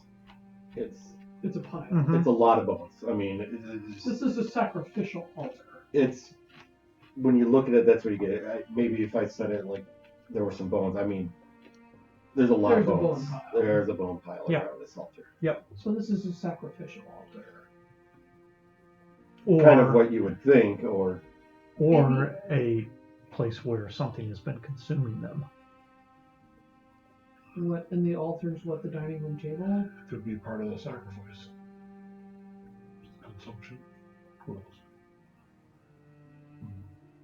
It also it's not a hewn altar. It is it's natural. two naturally occurring or presumably naturally carved stones that just happen to be It's like nested on. It's like when one you go another. out into the woods around here or Adirondacks, whatever. You know, glaciers drop stones. Yep. And sometimes they look weird, almost table-like. And, Yeah. You know, this is what it definitely was not shaped by, at least from what you can see in the painting, was not shaped by man or anything like that. It almost looked like a natural altar with the bones and the white flowers around it. Were there any markings on the altar? Not like when you saw the woodwifes. You know, there was definitely symbology in there. Nothing like that. Just the white little flowers. White little flowers, bones, and altar. And the moonlight. Again, kind of like a living painting when you first saw the woodwife's tree, the sunlight actually glinted and stuff. So you're actually seeing that with the moonlight. Glinting off trees and stones and bones and stuff like that. Father, are you familiar with flowers? You're the father. Oh, doctor. Doctor, not father. Don't imagine I'm Botany. I mean, Like maybe somebody has an interest in botany amongst us. maybe as it pertains to drugs. I mean, you could do almost like a medicine if you wanted. I don't know if that would give me a whole lot, but I mean, you could try it. Well, before you do, let's maybe think about some things that this painting's showing us, and maybe we can expand some of our research for the rest of the day. But it seems that we need to leave. I think we would leave in tomorrow. I mean, Yes. Harriet is probably grown up with, with her mother and grandmother, even, herbs and what you can forage. Well, she was also a servant, Right. Yep. so she might have prepared. Right. Stuff These using flowers natural are remedies. probably something you don't think you've ever seen. You've seen like lily of the valley, which are like little bell white flowers. And I'm stuff an like expert that. in cannabis flowers. There you go. They don't look like cannabis. They're not They're very They don't not seem to be. feverfew, it's not chamomile. Yeah, It's not a daisy. it doesn't look like anything that. I mean, you've probably lived your whole life in the New England area. It's strange. It's a flower almost like you've never seen before. It's again, you're used to like maybe a little daisy like the fleabings or the lily of the valleys, bells and stuff. This is like a weird, 5-leaf white petals. Almost like if you think of like right now what's in season is tiger lily. Mm-hmm. So it's almost kind of like that but pure white. Oh, so they're big. Yeah, big Okay. white thing. If I explain it correctly. But you've never, in your experiences and travels, have seen a plant like that. Seen a flower like that.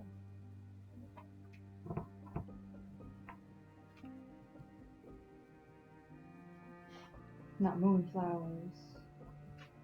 Yeah, no, nothing that. Because again, a lot of stuff in this temperate would be smaller, more compact petals, just due to the conditions of weather and stuff.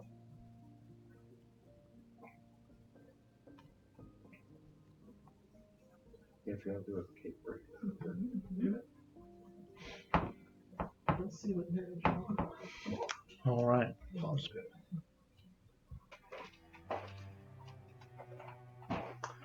We're back. It's Tuesday evening. Tuesday evening, you've been looking at the painting that just suddenly changed to a different landscape. And examining the fang. The tooth.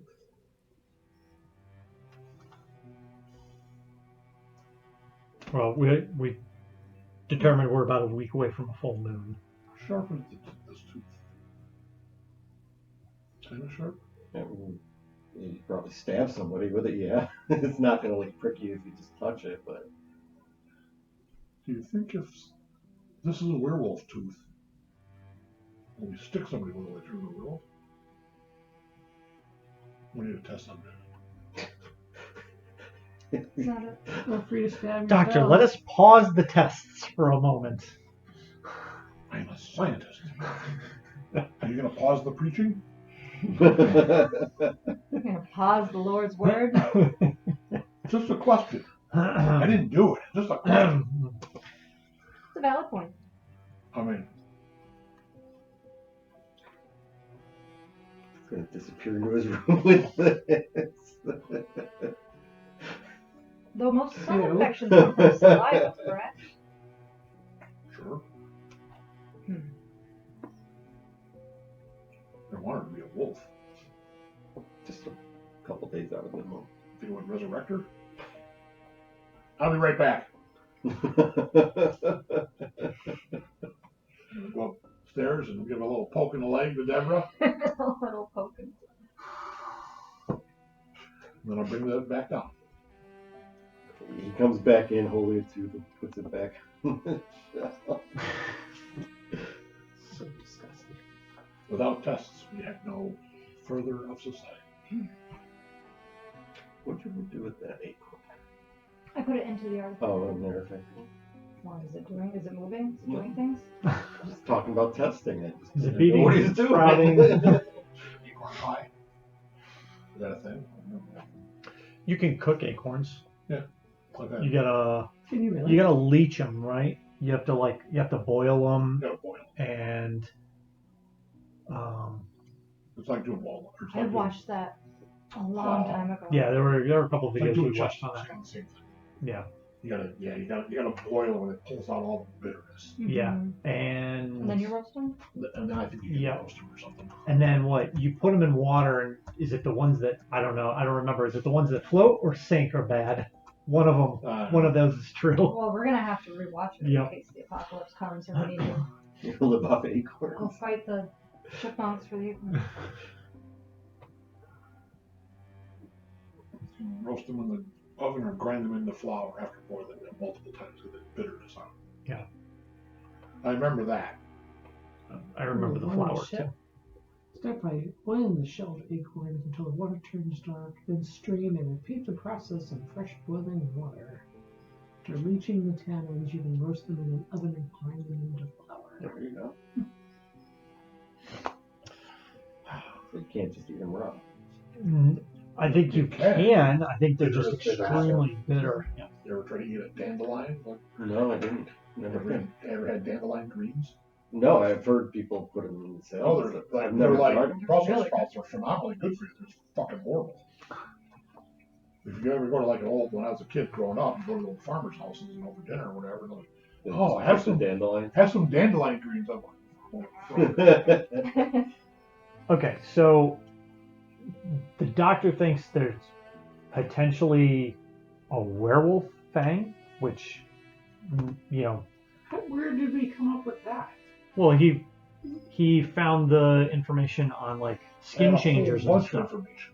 Yeah. I don't know if it's necessarily, maybe it's just a giant wolf. No, but it could be related to these skin changers you mentioned. I wasn't sure when the werewolf He did But- read up about myth came about, but Abenakis had. I think that's a pretty old myth. So I think. I mean, multiple cultures have had it. It's not just tied to one, but So maybe we can look into more Isn't information that on also that. Greek. We have these. I think it's a Greek word, like lycos. Did I reach? Or? No, I honestly think I've read somewhere where lycanthropy is a Greek word. Could be. So I mean, I think it goes even way back Can to I ask Greek. that? The I think father Gail's looking it up right now. from my big fat Greek wedding. I would think it'd be Greek or maybe Latin. It's like I mean, almost all Yeah, cultures throughout everything's history have had a skin changer type. But we have that as a potential. From the We- Greek, lycos, wolf, anthropos, man, wolf, man. Yeah. So I mean, again, Oh, it's a psychiatric diagnosis. Even like Roman cultures with the wolves raising Remus and Romulus or Yep. whatever. So we have that as a potential item to continue to look into. And these flowers are very peculiar. None of us seem to recognize what they are. So maybe It's not that, like there's a lot of flowers growing. There just seems to be like one growing. wait, one One singular like, flower. Yeah, like a single flower growing. It's not like you're looking at a whole garden full of these white flowers. It's like one growing up A near. singular flower is in the photo. Okay. I thought they were like, No, I'm sorry for around. this. Because I was describing different flowers, but Okay. So it's still a single flower by this altar. So maybe there is some significance there.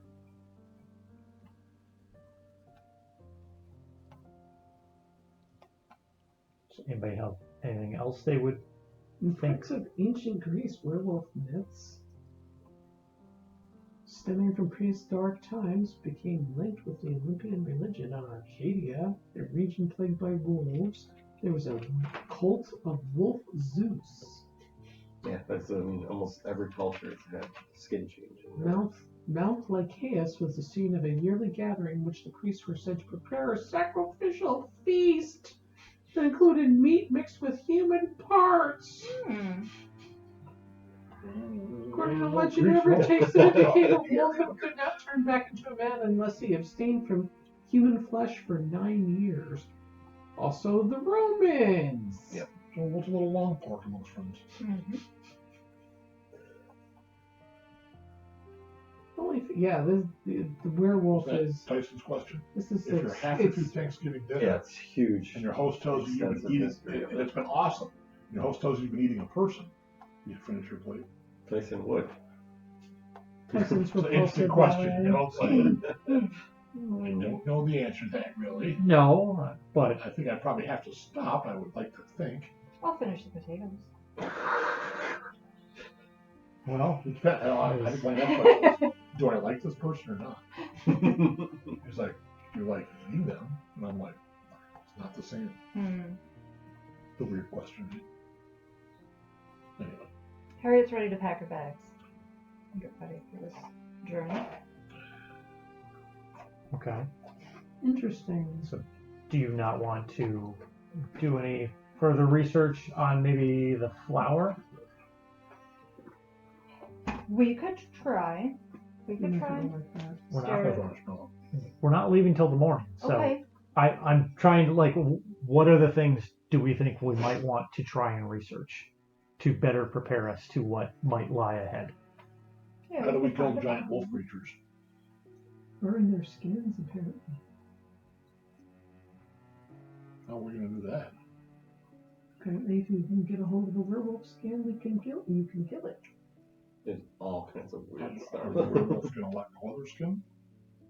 Maybe it's like the sulky, they leave them lying around. Okay.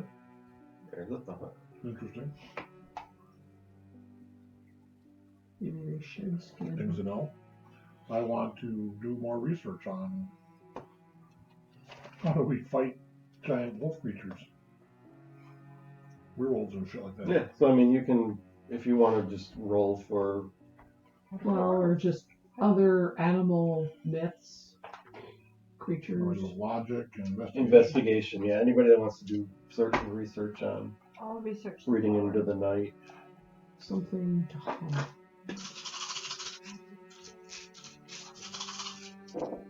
There you go. Oh, So, what is it you're specifically looking for? Just well, how do we kill werewolves? Kill werewolves. Giant fucking wolves and shit. What's the prescribed method? you got one. What were you One researching? I'm just animal myths. I mean, because we don't know for sure that this is a wolf.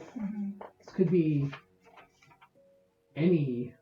This could be. With a tooth. I know, but we don't necessarily know that it's a canine. Could be a big cat. I think cat teeth are a little different actually. Could be a bear. And you're researching the white flower? The white flower. Different teeth. We had no successes. No on it. successes. How would you know that? You an anthropologist? Oh, I know teeth. Kinda. Oh, just saying. Maybe medical school you differentiate. I'd start at something. I will not hack on people. I'm sure you were sad about. Are you doubting my medical skills? No, but the way you like to poke people, I imagine you wanted to hack into people. It's research. How do you tell what weapons work? You try them out, right?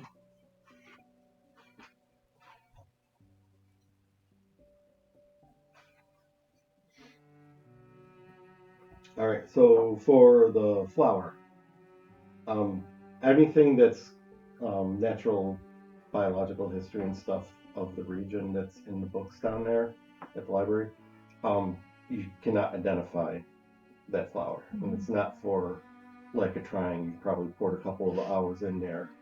But nothing specifically looks like what you're seeing in painting. Like I said, you come across some lilies and something that it could resemble, but the coloration and everything are just not there. Turn it back on a minute. The mic. Yeah, we're recording.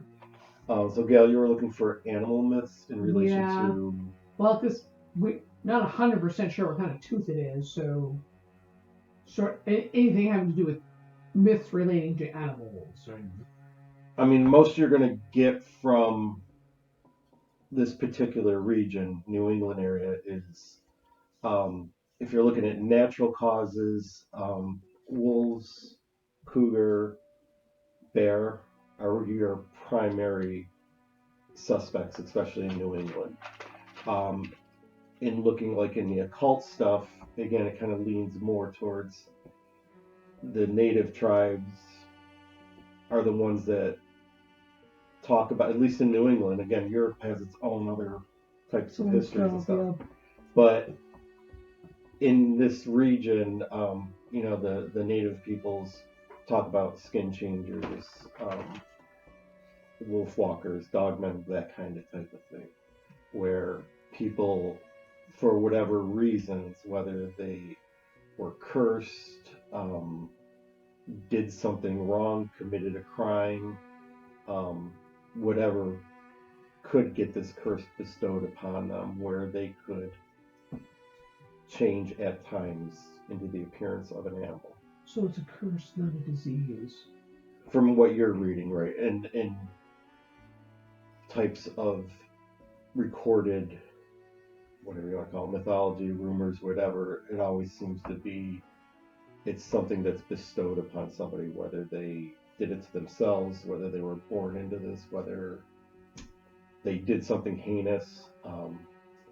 Even in modern religion, or really Christianity, modern times, still in the 1800s, but still, if you committed an egregious sin, you could be, especially in Eastern European cultures and stuff like that, committing sins can invoke the curse upon you. Interesting. And you were looking for. So who would? I'm sorry. So who would be bestowing those curses? It's not necessarily somebody like a gypsy cursing you or something. It's like even there's a Russian. Yeah, I think it's the Russian version.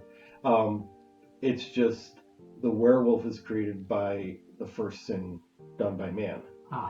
So that person that committed the first sin was then turned into a werewolf. So it's a natural curse. Could be. That's what some theorize, is that, if you're tying Christianity into it, it has to do with sins and stuff. But if you go into more native folk, it's, did they do something wrong, or was the wrong place at the wrong time, or, something to, dishonor nature, the spirits and stuff like that. So that you could be cursed. Or bears. If you're looking at natural, but again, I think enough of you have probably hunted, enough of your characters have hunted or been around stuff that that even a bear probably wouldn't have a tooth that big, unless a grizzly, but grizzlies are not native to this region. So, common in the Northeast is black bear. They're probably like the size of your pinky or something, or And that's not what we're talking about. right, because black bears are more just scavengers and eating berries and stuff like that. They don't take down their game like the bears out west do. They Yeah, they're not like Kodiaks or anything. yeah, exact. Kodiaks and grizzlies will chase down their prey. Black bears are more of the scavenging and stuff. So Okay. that's kind of what you're thinking, that if it was natural, then you've got a pretty big bear or something. It's something quite large. Okay. Yeah. And you're looking at ways to Take them down. take them down. So what you can gather, and again, you rolled good, so you're going to get some stuff, but it's going to take you a while to just kind of go through everything. I mean, you're getting all kinds of weird things, whether it's taking the hide from a creature, whether it's saying the true name of that person that can release the curse,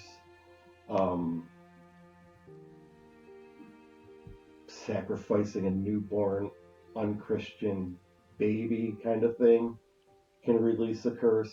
So you're going to get all kinds, because it's not just there's so many tales of lycanthropy through multiple cultures that there's no standard. I think silver is more of like a Hollywood thing, but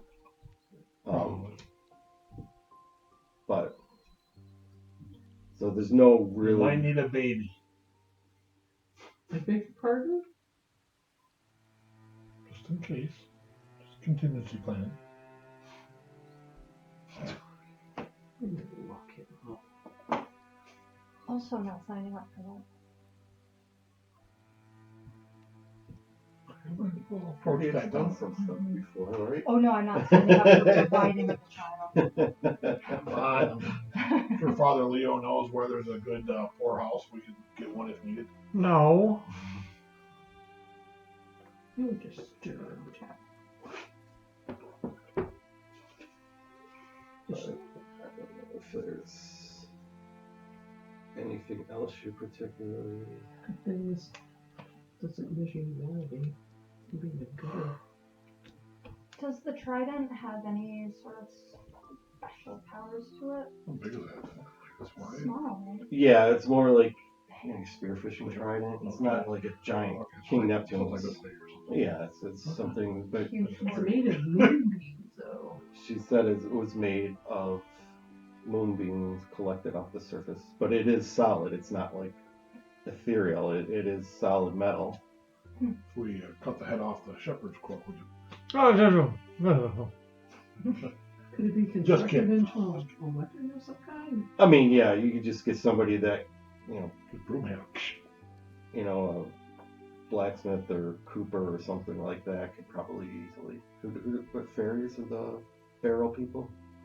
I don't know, whoever make barrels. Farriers do horseshoes. Okay, not farriers, coopers. Then I think are barrels. Coopers are barrels, yeah. Something that's because the shaft, it looks like it could be put in between two things of wood and bound, and that way you got like an actual trident. But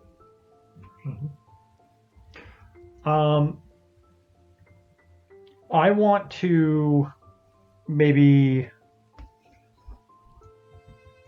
see if I can find any additional information on last rites regarding people that were not properly interred.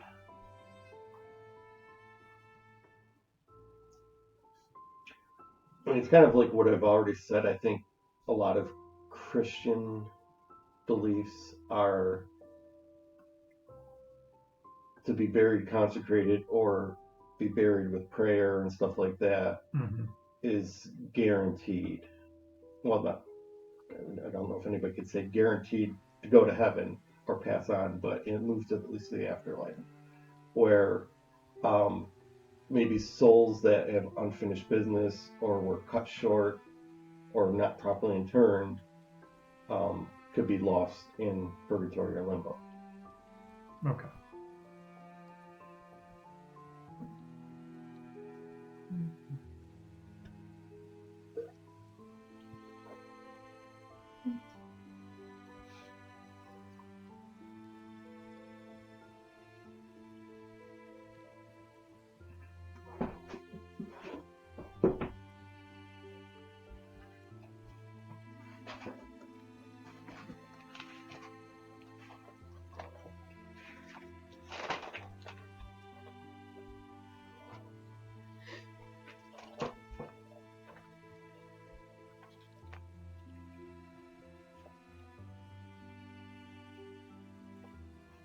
Okay, yeah, so kind of just to touch on what I just said too.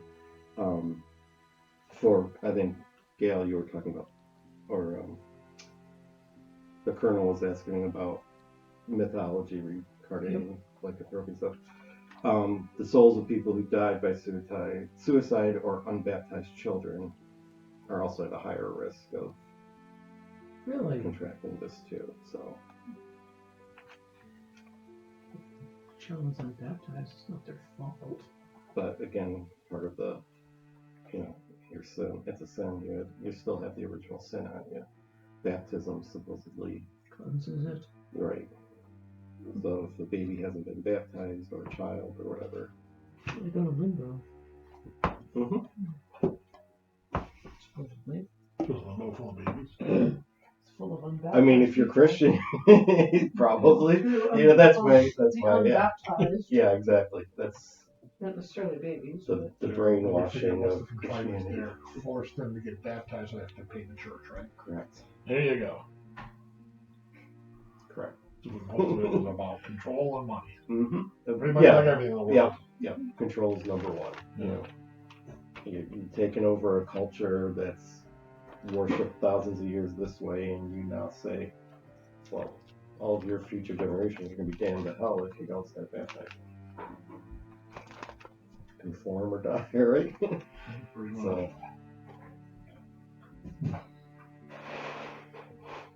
so anything else you want to research? I guess I'll see if I can do any research on the trident, because it's, from what we remember, what Lori said, the boon received is the answer to finding their eternal peace. Mm-hmm. So Oh. my only thought is, she said this thing was made from the moonlight reflected off the water. Mm-hmm. And we see all these bones bathed in moonlight on this altar. So there's probably something that we will have to use the trident for. So maybe I will research any occult stories that involve a trident and or weapons or things, weapons or maybe important artifacts or objects that are tied to moonlight. Yeah, go ahead and do an investigation / whatever. Is that what you... Logic. I'm sorry, investigation logic. So again, it's not that you won't find information, it's just how long it's going to take you all night. Yep. All you need is one. Yeah, I have one. Okay. I don't need to push it. Yeah, no. We're going to say it's going to take you another hour or so to kind of flip through. It's not so much about the weapons itself, what you're finding, especially in the occult section.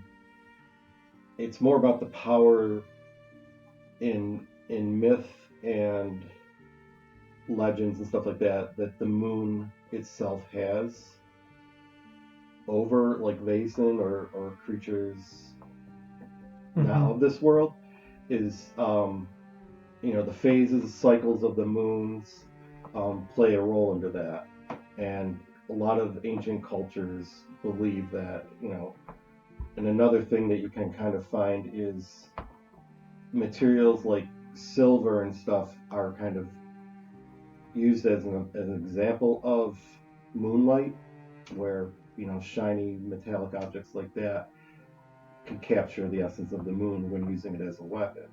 Now, one thing that you can tie this to is that the Selkies specifically said they collect the moonbeam reflections and formed it into this using their magic. Mm-hmm. So tied with what you're reading about, the importance of moon and cycles and phases and the power of that. I mean, because the moon is important in everything because of, keeping track of seasons, stuff like that, but tidal poles and stuff like that. So, the moon is very powerful to ancient cultures and stuff like that. So when you're hearing that, okay, we've got a trident that was made from moonbeams, that's pretty badass stuff. Okay. So it's not much that it's a trident or a sea weapon or anything like that. It's just what it's actually made of.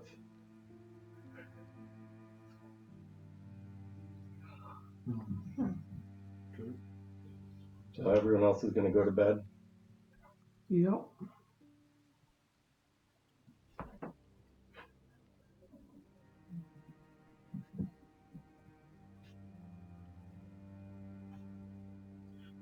Shawn, do an inspiration.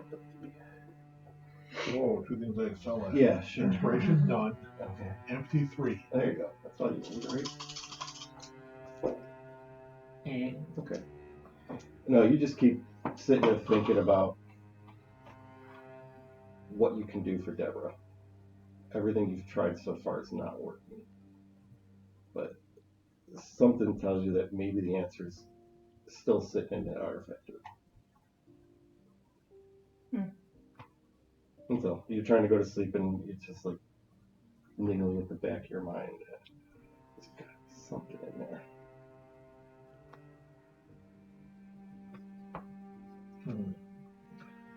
Well, I stuck her with the tooth. Yeah, you did. Nothing happened. Not that you can tell. She's Well, maybe laying we next take to you. time to adjust it.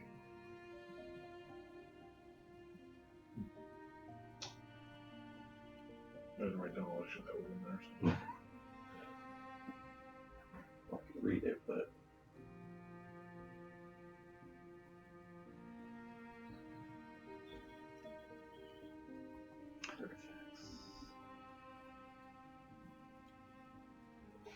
Before we go to bed, Mhm. can I ask Grady to see if he can requisition a shaft to be made for the trident? I mean, you're probably better off just like in town or, wherever your destination is going to be. Somebody could probably do that pretty quickly. I don't think Grady can. If you're going to leave in the morning, Mm-hmm. you're going to want to take it with you, right? You're not going to. No, we're not going to leave it behind. Right. So if you want first thing in the morning, go into town and have somebody do it, I'm sure they can. You throw a couple of dollars at them, they'll probably Or gold. Like, fuck yeah, we'll do this right now, type of thing. Okay. But so real quick, so you got dragon scale, or scale, large scale, sharp tooth, the cup carved from a horn, a tiny stone of a headless gnome, a wooden flute, small clay pot, which is the gold, the 10 by 10 painting, the painting of the hand, the cracked harp missing most of its strings, the gentleman's top hat, cold iron nail twisted in shape of a cross, a jar with the eyeball, a compact brass clock, which we know, staff of St. Christopher, a corn husk doll with an iron nail in it, and now an acorn from the tree. Mm-hmm. Noel screamed to me, bring my lady back. Maybe the harp? The flute? So there a whole note that says, do not play The this. flute says Yes, do not play. yeah. The harp needs repaired. I know I'm a tard, but I mean, you do recall the acorn was growing out of glory.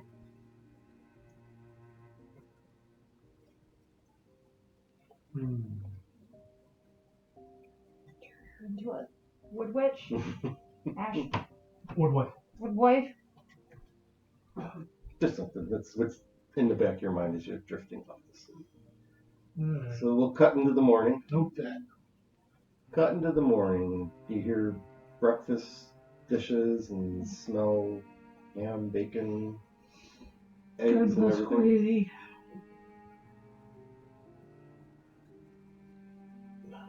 Go down and after What's that, for breakfast? prepare for travel. You guys want shit? Yeah, so you're gonna bring your doctor's bag and your normal stuff. Yeah, I'm not Um, doing my whole moving thing because we're the not Colonel and Harriet are packing. doctor's bag and one trunk. So who's carrying this trident head? Okay. Harriet's gonna hold on to that. Yeah. Sure. What are you bringing along? The shepherd's crook, Okay. shepherd's staff. Just the other things that I have on me. I don't want to take the key knife. The tooth? The big fucking Yep. tooth. That's right. Don't let them know I got the big tooth. And I've got the box still from last time with the clock, with the brass. Oh, for the sun and moon. Let's signs. bring a small amount of the gold too. Just grab a handful of gold. Just in case. We'll take what we need. I mean, again, most of you just through your profession stuff probably have money too. I should. You know, but yeah. But now we do. But yeah, you can head out if you want to stop on your way out through Haverhill and see to a Cooper or Smithy about I mean, if they'll attaching to the shaft. do it quickly. I mean, I'm assuming places in town probably have like stabs. Well, that's what I'm and saying. poles ready What to you're probably go. doing is like a rake handle, Yeah. because I mean, there's rakes and hose. Yeah. You know, all he's going to do is just maybe cut in the middle to insert the shaft Sure. into the shaft and then secure it with a bolt or, you know, leather strapping Do or you think something. it does need to be wielded as a weapon, or is it just the harness of the moonlight that is its importance? I have no idea. But if it has to be wielded as a weapon, surely it would be better to keep your distance. You got that. I mean, if it was on there, you could at least, Yeah. where if you're just holding just under the trident, it's like a Dagger knife. side. Right, exactly. So, Father, I have another thought. Confession, Yeah. you sinful heathen. What if you were to use the moonlight to consecrate, perhaps, the bodies that were brought back, the remains? Maybe there's something special in the moonlight? Just a thought. Well, we'll find out when we get When back we get because we already back. left. Just our thoughts as we're traveling. I- Popped in there. I'm fairly certain that the bodies in the castle have already been consecrated. They've already been given their proper burial. It's just that because we didn't see Miss Linnea walking around, Mhm. and she died recently. Was probably given last rites and proper burial, and so she's fine. And it's all these other people Something terrible that happened. half of their body is still left behind in some place. Mm-hmm. And Pass through the creature. Hmm. yeah, That's a thought. yeah. that always brings up the And so I mean, they're she didn't die violently. Yeah. Correct. The men most likely did. Mhm. Yeah. Okay. I mean, obviously, since 4 of them, 5 of them fit the box. Mhm. Yeah. My guess is they died violently. yeah. So hopefully we can find wherever this altar is, Okay. consecrate the area. Which can I ensure that I've brought any priestly materials that would be yeah, I'm needed? sure you have. It's like, really just like prayers and Bible. stuff. You Yeah. got your Bible, Um. and I mean, holy water you can actually just make on the fly as a priest, right? Yeah. Yeah. you're blessing a container of water. Yeah. And now it's holy. Sure. For whatever reason. Like, yeah, like what that would do to a Vaesen, I have no idea. It might not do anything if they don't, Well, that's one of the succumb to- bigger dilemmas. Remember back in the initial meeting of Linnea, parts of the society are torn. Is it devil and Christ? God. Is it a conflict between them, or Vaesen more nature, not related to God at all? That's one of the bigger mysteries. Is how are they? Where do they tied? fit in? Right? Are they hand in hand, or totally opposite ends of the spectrum? Why does it have to be one or the other? Right. Because none of this seems, in my opinion,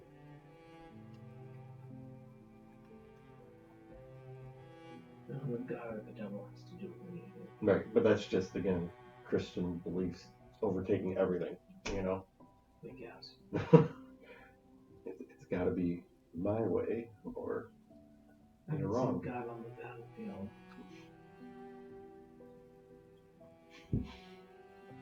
What? Fuck, are we okay? So yeah, you're the guy. Yeah, sure. You throw him a couple dollars or whatever, 50 cents, whatever is going rate. And he can do that for you right away, especially if you throw more money at him. Yeah, he'll attach it to, we'll say like a garden hoe handle. So you probably got 4 or 5 feet. So it's a pole arm, Yeah, basically. basically. Or an actual true trident right now. Yeah, and you're in your own carriage, so somebody can be driving. Currently, you're going to be on your own horse alongside.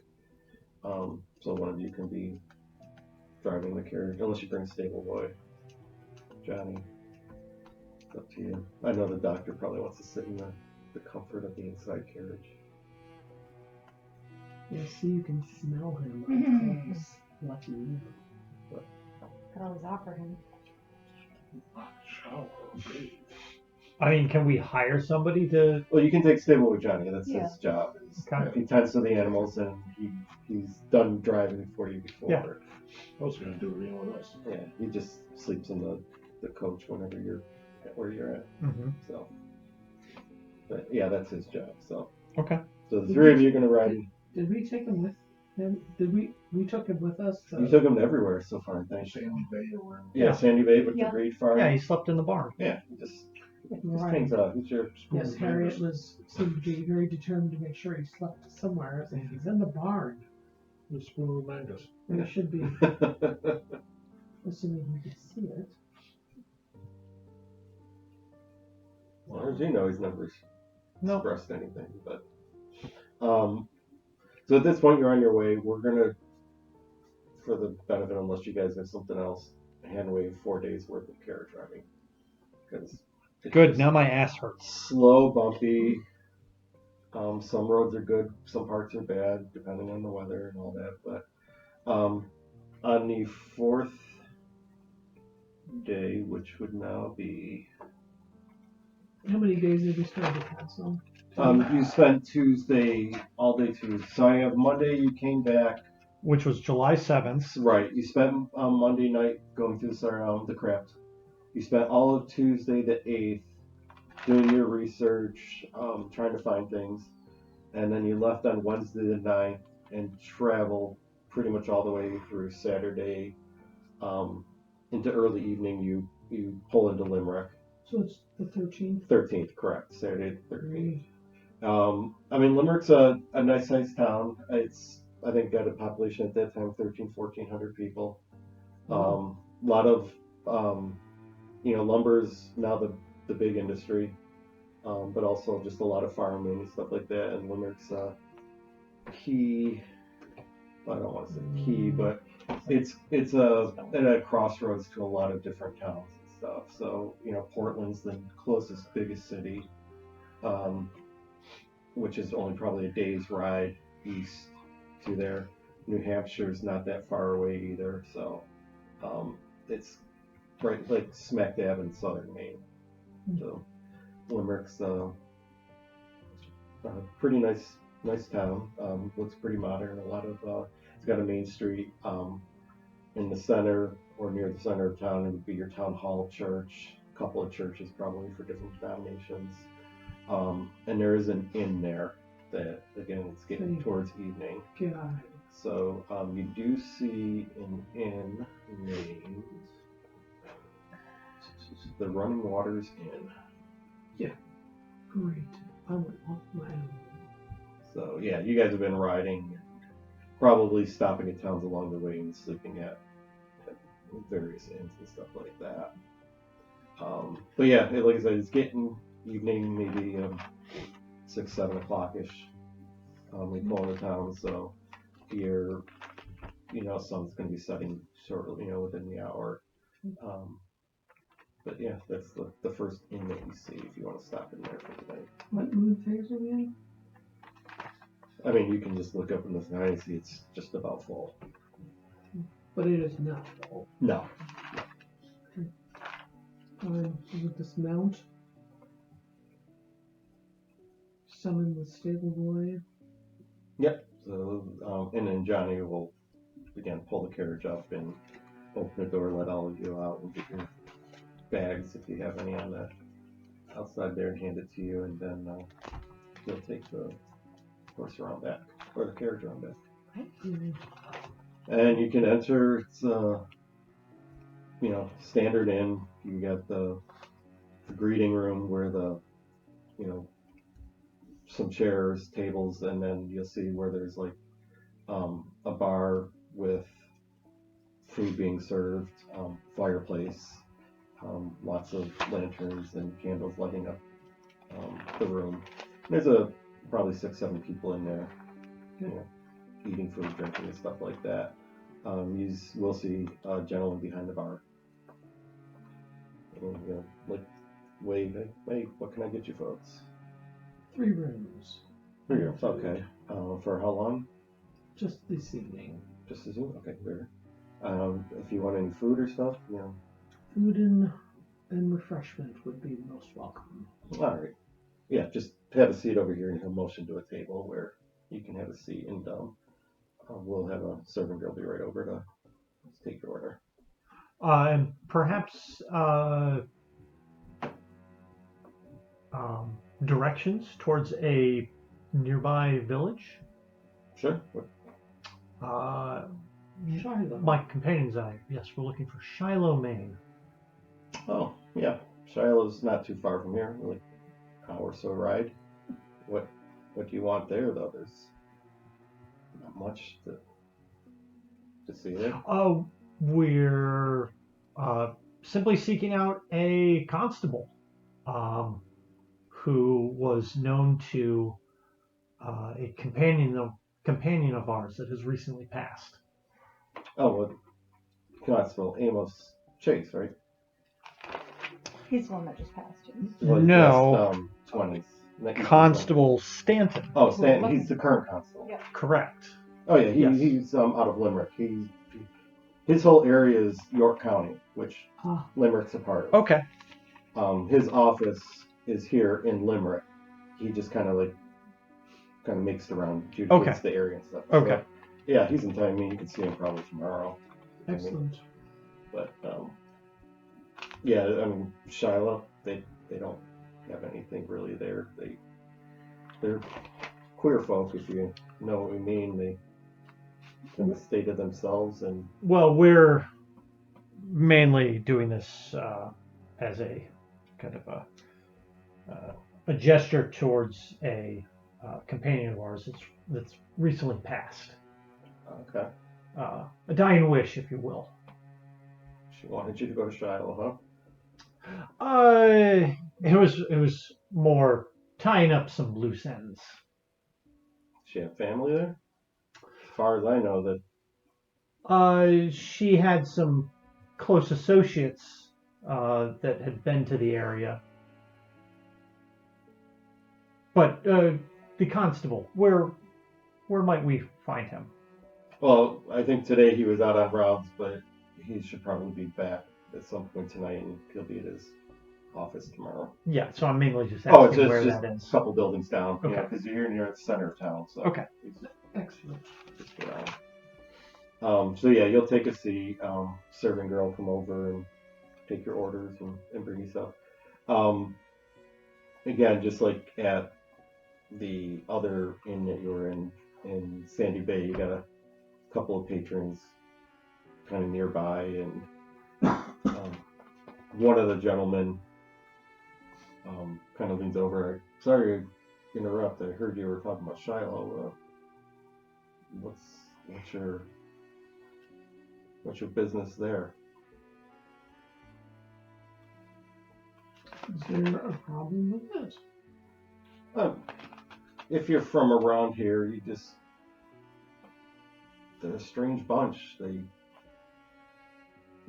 I don't know what is it you're looking to get out of them, I guess. Nothing necessarily. But if you've got time for a drink, we'd love to hear your story.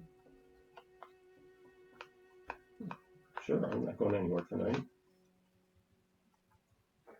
Fine. Buy them around and stuff, yeah. So But she gets pretty with beer guzzles. Take a lot of beer goggles.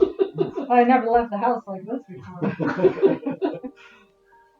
Far away. I mean, the only reason I ask, and I mean no impoliteness to you, Father, but I mean they are a backwards bunch. They Judge not, lest ye be judged, my son. I mean, when you say backwards, what is it that you mean well, by that? they seem to like to keep things in house. They do their own thing. They Hills have eyes.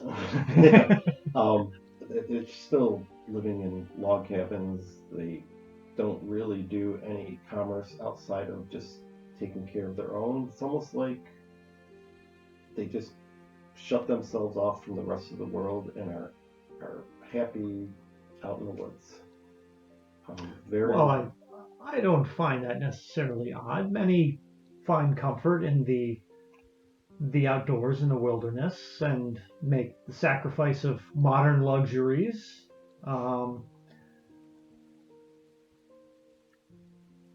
Yeah, that's it. So they don't come here. They'll come for supplies, sell stuff, but for the most part, one of the other guys with him will say, yeah, they, for quite a number of years, they were coming down and purchasing, wagon full of hogs and taking them out, which is really odd. You would think over time they would be breeding their own hogs, but they would come down once a month, load up on supplies and some hogs, and take them back. And they do that every month. Perhaps a swine flu maybe was decimating their population. Well, then again, usually if something like that happens, You're we're only 10 miles away, 12 miles away, so if something usually runs, but How many people live there? probably Approximately. around 200. It's very small, close-knit. Seems like an awful lot of food for just 200 people. That's what we say. That's why they're weird. How was it they were able to pay for their supplies? A lot of it was in trade. They do produce their own honey, bring in food and furs and stuff like that, but mainly through trade. Procure some hogs and take them back.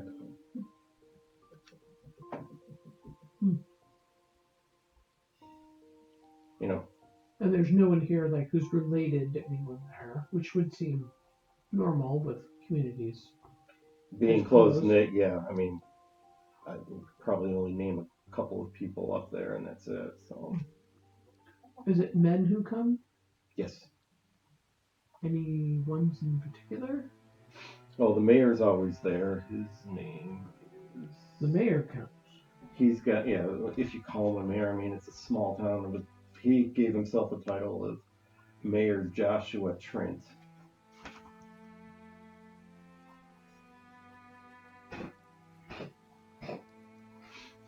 Young man, old man? How old's Dr. Tuttle? Late 30s. Okay.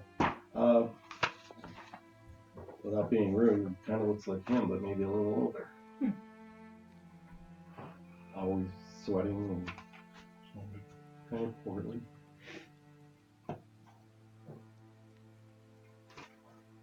Is it always the same men with him? No, I mean sometimes there'll be different farmers or young No women, no. young men, or but usually he's the one that works out the transactions.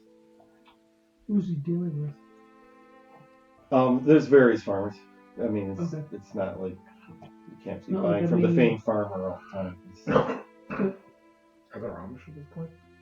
Yes, I mean in Pennsylvania there were. Amish in Mennonite? Yeah, they were definitely in Pennsylvania, but that's more Germanic. I don't know how many were in Maine at that point, but yeah. But yes, definitely there were Amish and stuff. That would be a way to keep Al natural and then stay up with the modern practices. Mm-hmm. But yeah, that's why it just kind of rings a bell, or when you say that you want to go to Shiloh. Do you know anything about their older history? How long they've been established?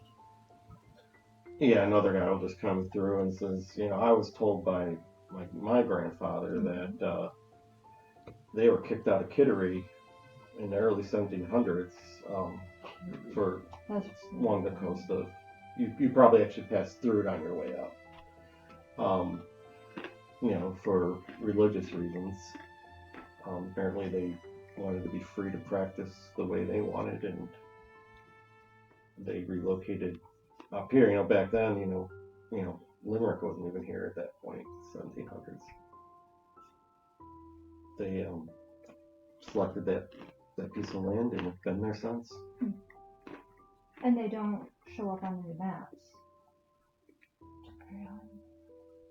I mean, what's there to go to, right? Though I'm sure some of the maps now in that area have them, but anything Linnea had was probably older, 50 years older. So no mail goes there? No. Oh, odd. Yeah. Like I said, the constable makes his rounds, maybe once a month or so if every they other want week. news, then they would be getting it from the constable and basically. Get that, or again, they come in once a month and do their purchases and go back.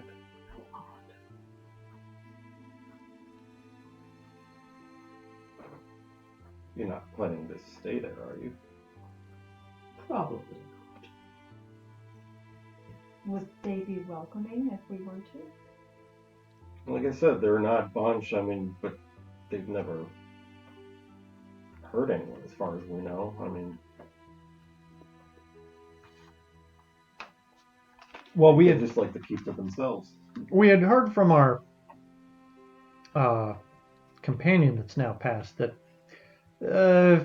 quite a few years ago there were some individuals that went missing, some mysteries around. As soon as you say that, the whole tone, not only at the table next to you with them, but people around that might have overheard, it gets quiet. And the guy you're talking to normally was engaging eye contact and everything. He's now looking down at his beer and kind of like. I'll reach out. But it was like. Yeah, touch his shoulder and say. Temperature dropped. Yeah. I apologize, my son, if I've struck a nerve or, but if there's something you need to speak. Well, if you ask, and he's kind of like eyeing his companions and people around the room, like almost like you're gauging that he's asking them if it's okay to say, it's like, tell them, why not? Yeah. That's kind of what you're Can getting. I maybe make a manipulation check to try and coax it out of him? reassure them that We won't think they're crazy Right. or mock them.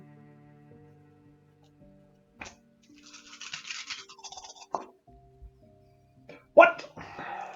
You know? you can push. You can just take I it. can push. Do. You can. I will take a. Hopeless or frightened or angry. We are exhausted. I was thinking exhausted. But that's a.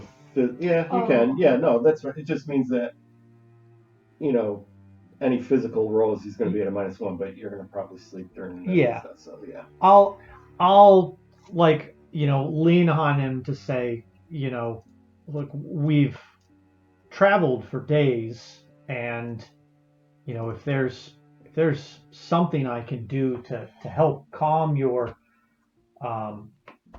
spirit, or provide guidance, you should speak. Do not keep your troubles bottled up. They will only fester and Let's see how good you overwhelm. roll. What? Let's see how good you roll with your push. Oh yeah, I got That's just rolling words. those are rolling words.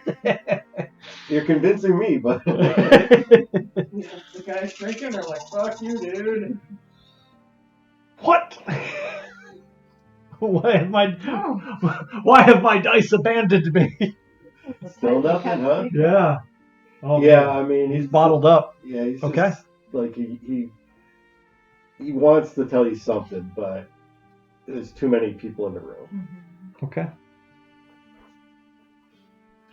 So they'll kind of like retreat. Once you start bringing that up, he kind of retreats back to his table. Okay. And I'll say, Way to clear the room, brother. I'll assure him that if he finds a need while I'm in town, he can seek me out to lay his burdens upon me, and that he should not.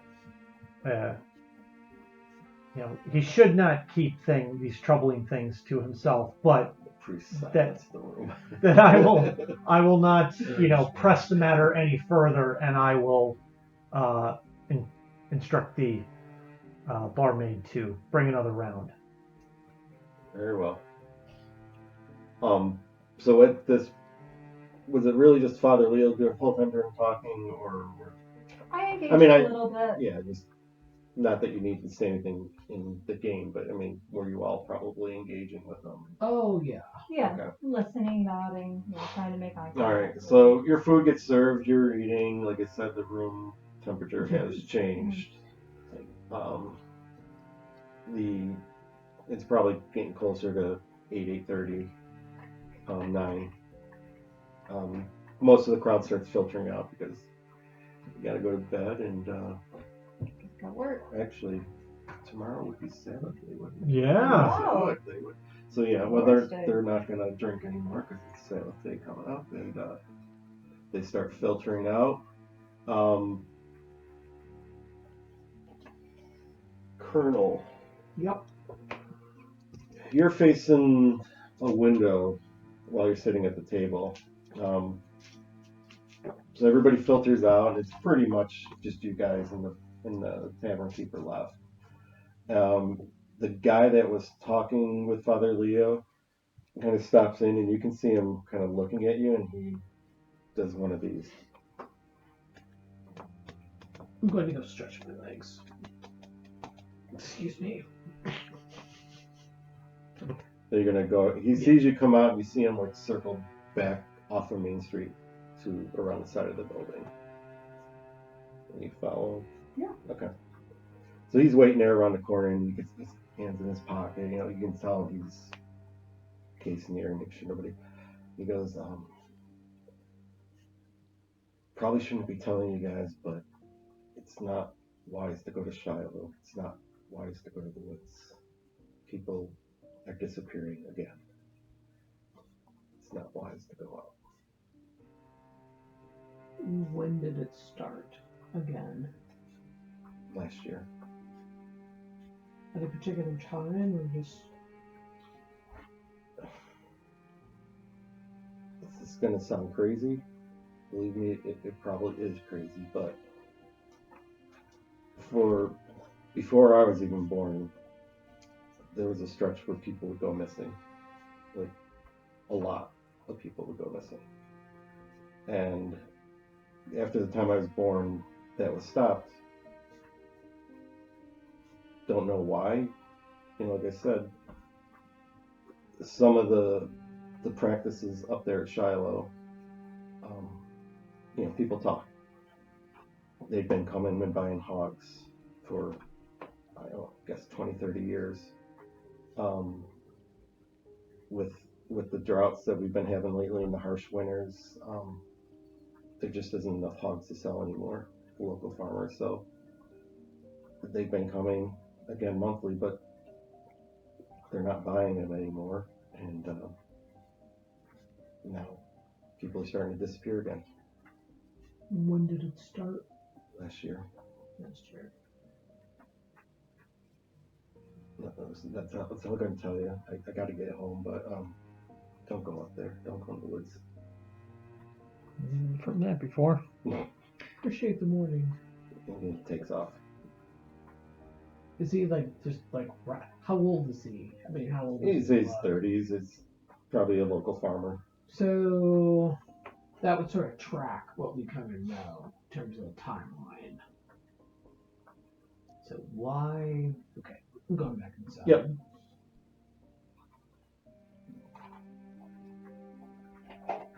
So our young friend told me that the disappearances have started again. I can see why he was Why? suddenly at a loss for words when I broached the subject. It started up sometime last year. What brought that back one? Well, apparently there's been drought here, so they haven't been able to raise as many animals that they would normally. So the Shiloh people can't buy as much meat as what they had been. To feed their creature. To make their sacrifice to keep it appeased. So since So now there's- it's taking. they can't raise animals because of the drought, they can't raise animals like they used to. And that seems to be corresponding with an uptick in people disappearing. He begged me to not go in the woods and to not go up there. Was he saying that people are missing from this town? People are disappearing again. If he knows people are disappearing, it's probably people from this town and maybe surrounding towns. I would assume that if somebody goes missing in a smaller town, it's probably going to be notices put out in the bigger town because that's where there's going to be a lot more traffic. And the constable's probably the one reporting it. Yeah, it's starting. Whatever happened before is happening again. Mm-hmm. Oh, well, do you think the constable will be available In the morning. on Sunday? Oh, most assuredly. Okay. He'll be a Justice doesn't take a day off. Yeah, No, he he'll be- adjudicates the whole county, so he's probably always been. but he'll at least be he'll attend the service to be sure on a Sunday.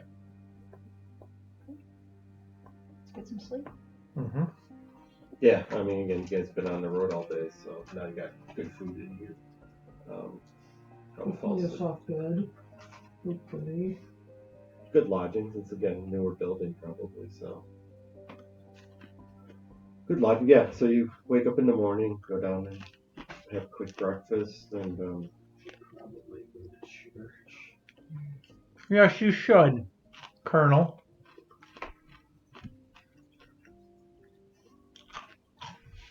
yeah, I mean, there's a couple of churches right along Main Street area. Probably got a Protestant and a Lutheran. Church. Should all go to church. Repent, you fucking sinners. Did you guys want to divvy up, or are you all going to church together, or what? I'm gonna stick a needle in the father. There you go. Hey! Thou shalt not penetrate the man of the cloth with needles. That is definitely the black called the kettle black. I beg your pardon. For those rumors not valid now. Who knows? I don't know when that just started. Well, I'll be way back. Yeah, so I mean, you would be walking down the main street. I mean, the closest church is a Protestant church. If you want to duck into there, Dr. Tuttle, one thing you'll notice as you're walking through, there is a sign hanging from a door saying Dr. Miles Freeman. I'm gonna pop in there. Yeah. I'm gonna leave the trident with the stable boy, or in the Yeah, carriage. Okay. That's fine. Yeah, you can. If you don't want to lug things around, you can leave them in there. I mean, Weird thing to drag around. he's just staying at the carriage. That's what you pay him to do. Okay. Be ready at the carriage. So No, I'll pop in if it's open. yeah, I mean, on our way, I will extend our stay at the inn Okay. a couple more days. yeah, he's not a problem. It's kind of slow right now this time of year. So so the three of you are gonna go to sermon and leave the doctor behind. Okay. So yeah, you get there, sit down, and the church is filling up. So Dr. Tuttle, you walk in, and it's kind of like the opening area is like an apothecary. You got a counter with all these small boxes, all kinds of, as you know, that's probably typical of medicinal samples and stuff like that. Yeah, opium. And there's a little bell on the counter. All that good stuff. Ding the bell if you wanted to. I'll look around a little bit. Yeah, and then you'll see a guy come from back door, or curtain room or whatever, comes in and yeah, how can I help you? Are you the doctor? Yeah, it's Dr. Miles Freeman. How are you? I'm good. What ails you? Dr. Henry Tuttle. Oh, good doctor. We're just traveling through. I thought there's no one else is here. No, it's a Sunday morning. But medical professional to medical professional. Sure. What do you need help with? Have you had any opportunity to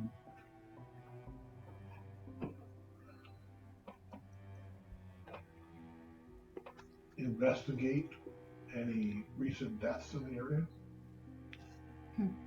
Well, sure. I mean, people die all the time. You know, just the other day we had a young boy get run over by a wagon in town. Any recent unexplained deaths? I think I know what you're trying to get at.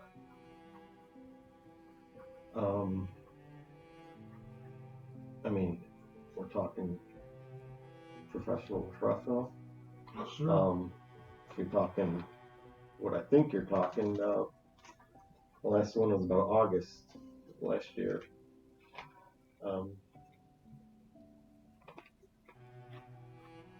There's a logger out by the Seco River, went missing from logging camp, and found him a few days later, torn to shreds. What do you think killed him? I'll tell you what I told the constable, that looks like animal, but I've never seen an animal do anything that savage. I mean, there was not much left of him, and if it was, the constable was, pinning it on wolves and stuff, which is fair. It's one of the first things I thought of too. But a pack of wolves are going to leave a lot of tracks. They're going to carry body parts off to different areas, and you'll usually find the bones 100 yards away or whatever. This man and a few before, this was bad. I've seen my share of animal attacks. Usually there's most of the body left.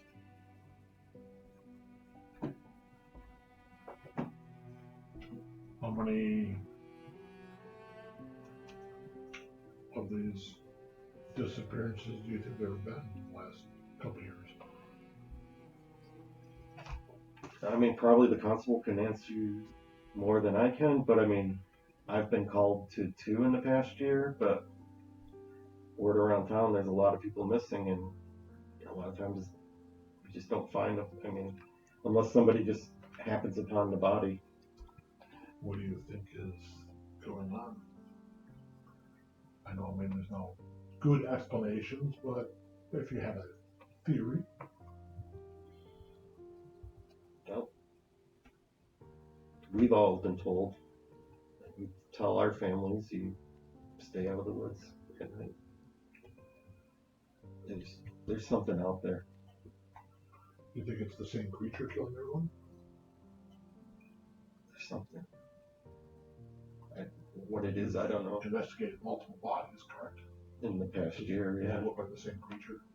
The bodies were shredded. I don't know what to tell you other than if it was a bear, this is a bear like I've never seen or experienced.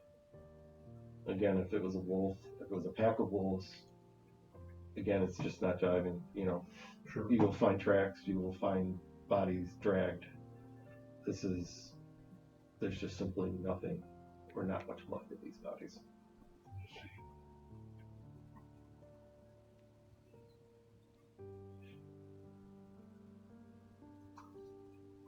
Myself and a group of companions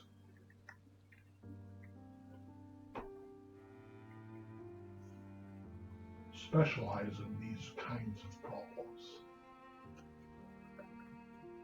It may seem odd, but we've had some success in resolving some of these situations.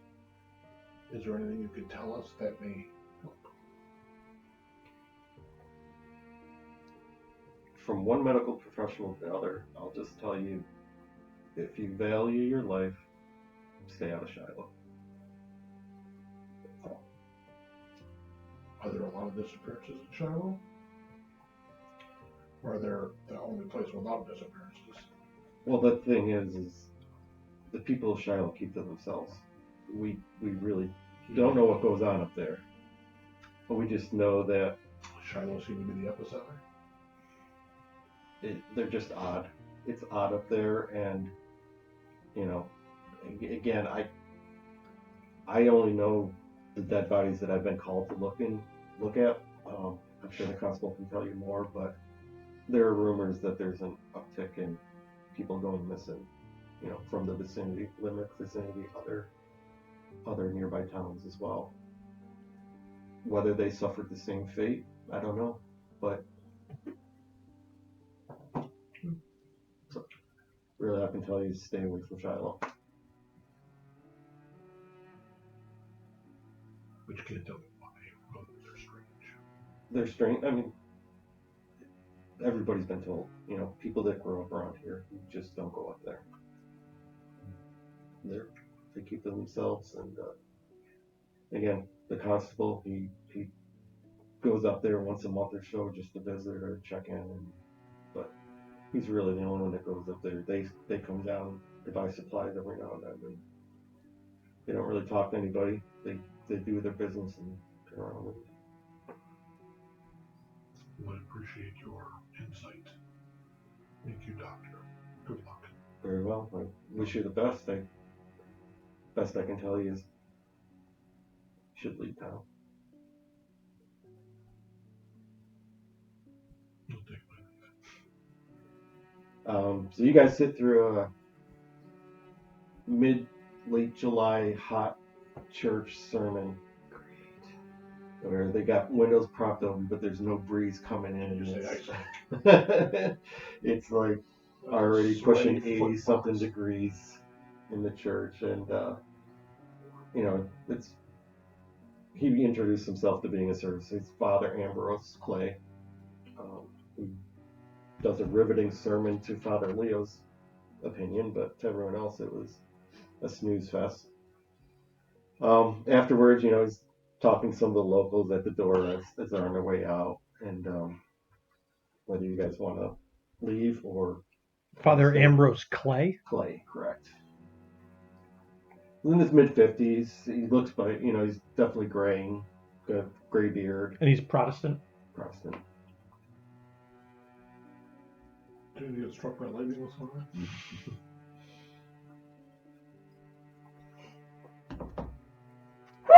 Bless you. I looked up Shiloh, Maine, and the cemetery came up, and then I saw the chapel, and that was. Oh, is there a Shiloh? I made it up. Well, there's a beautiful chapel, and I'd like. I mean, there's probably Shilohs in every state, but I based it off the town of Leamington, which is near Limerick. I just changed it to Shiloh. We'll check it out. But yeah, there's a real town right near the Saco River that way. But I like Shiloh just because of the name. I think mainly I want to try and. Yeah, so again, he's at the doors where everybody's piling out, and he's shaking hands, everybody in the right. So whether you want to go out with the crowd or wait until you're the last ones out. Yeah, we can wait. Okay. Kissing babies and still. Yeah, so he's like, laughing, clapping people on the back, and I'll see you for dinner, that kind of thing. And so it comes to everybody's filtered out, and there's the three of you left, and he looks up, new faces, welcome to Limerick. Father Clay, and you see you, probably wearing your vestments, right? Yep. And you are? He Oh, extends a hand. Yeah, and I'll shake Father Leo Metzger. Father Leo. Just visiting, passing through, really. Oh, I'm glad you chose us for your service today. Yeah, and I'll compliment him on his sermon. And he'll look to you, Colonel, and extend a hand. Father Clay. And you are? Colonel Richmond, at your service. Oh, well, Matt. Ma'am doesn't offer you a hand. No, I'll be as polite as I'm supposed to be. And so turn back to the father. So, what brings you into town? I will comment that we're checking in or looking to check in on a local constable that knew a companion of ours, and I'll let him know that we're looking Stanton, right? for Constable Stanton. Yeah. Oh yeah, he's probably in his office now, just down the 2 buildings down. And I'll make a comment that we're kind of fulfilling the last wishes of our companion. She asked us to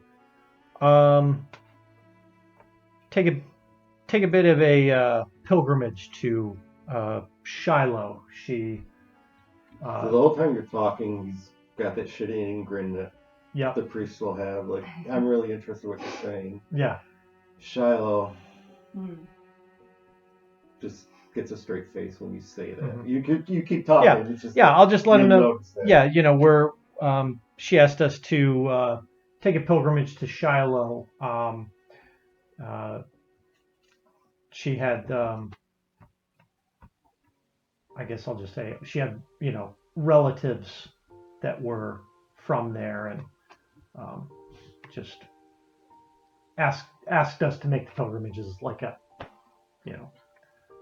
Well, I honor and respect that you're fulfilling the last wishes of your friend, but in part, did you say she was from Shiloh?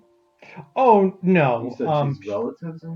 Well, she had some relatives, associates that. Well, don't mind me saying though, it's. I just find it odd that anyone from outside of Shiloh would know anybody in Shiloh. You do realize they're a close-knit group.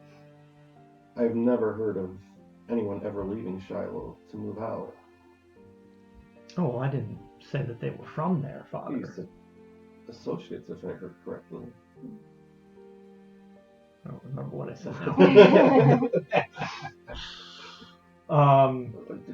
Just to me, it just sounded like maybe she had relations or friends in Shiloh, which anybody that lives around here, but to be frank, that's just odd. Father, these friends had gone missing in Shiloh, and their bodies were recovered. I see. When was that? 50 years ago. It was a group of 5 men. Well, as you can tell by my age, I probably would have just been born or a young baby when they came up here. He kind of like sidesteps and closes the door to the outside so nobody else can hear. And what really brought you folks up here?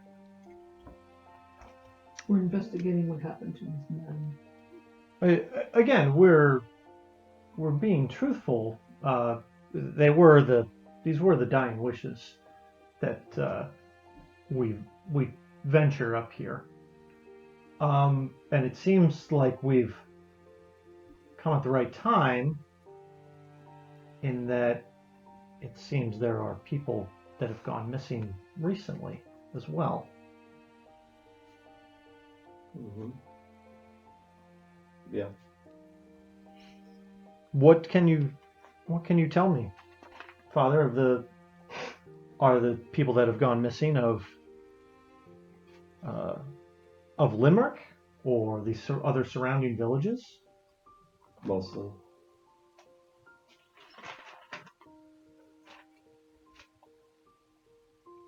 Yeah, I've never, well, I take that back. I've only met a couple of people from Shiloh. The mayor, who comes usually once a month or so. Whoever's along with him, they do have a deacon up there. I've maybe met once or twice in my life. He very rarely comes down, but they have their own church up there, so there's no need for me to go up and to minister there.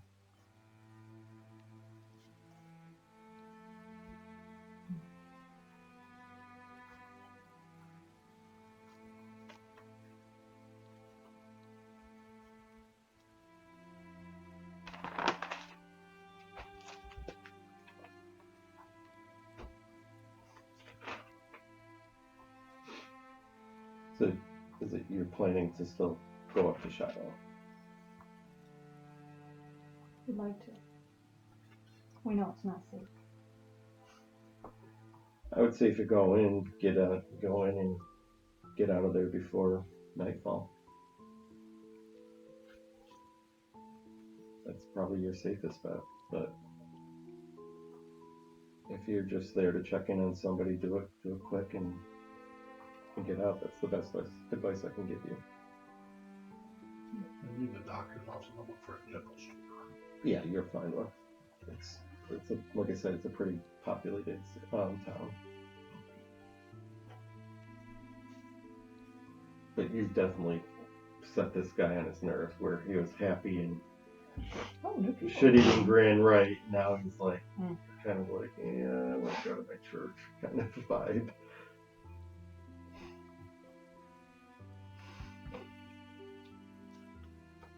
Okay.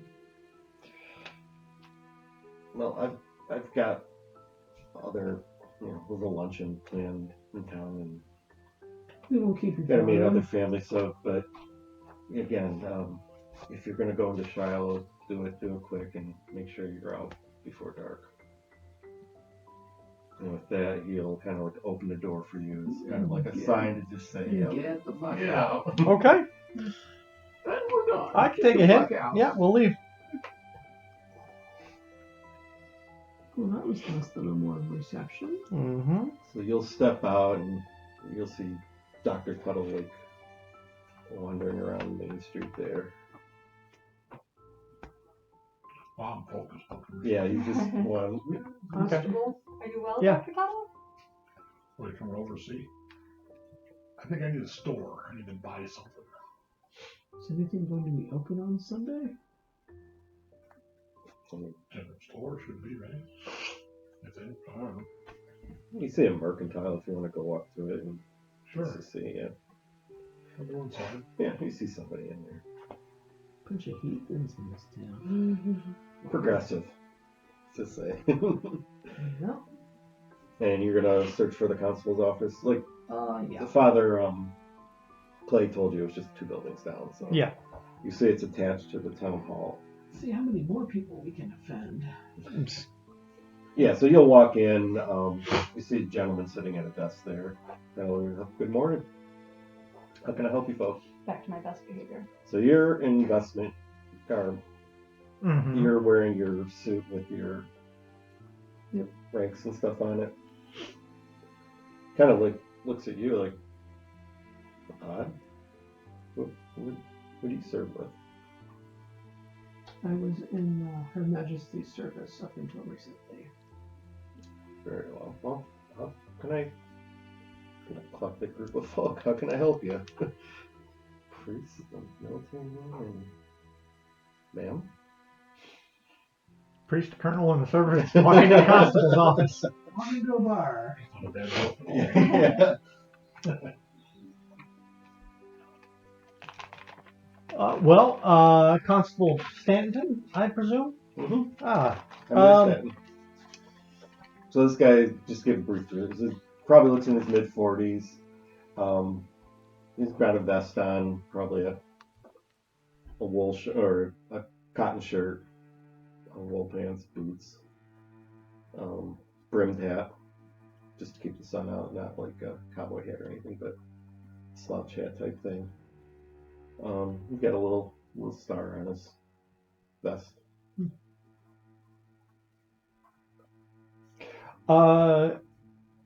Constable, we are associates of an individual you had correspondence with a while ago. Perhaps you remember a Miss Linnea Barrett? It was Barrett, right? Yeah, he's like. And I'll like describe her and what her like status was. She had been in constant, somewhat rather frequent communications with Constable Amos Chase. Yeah. Coming back. Yeah. He.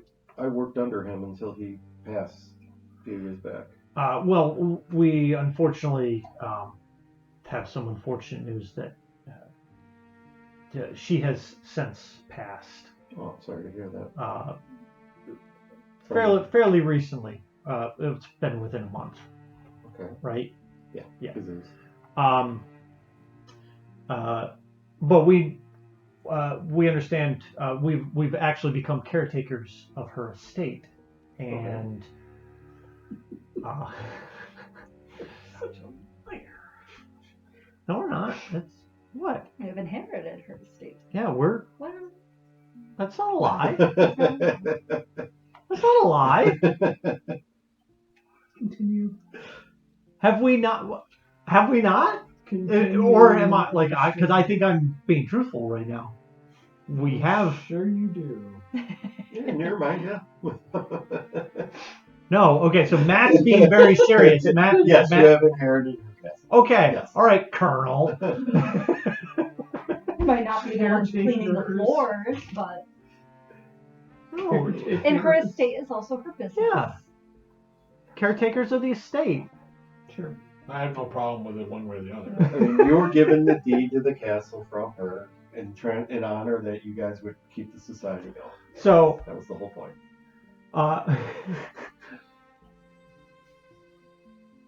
The lawyer Gail is just like putting Matt way off. I'm not lying. Okay. Caretakers of the estate. So yes. And Guys, as just like as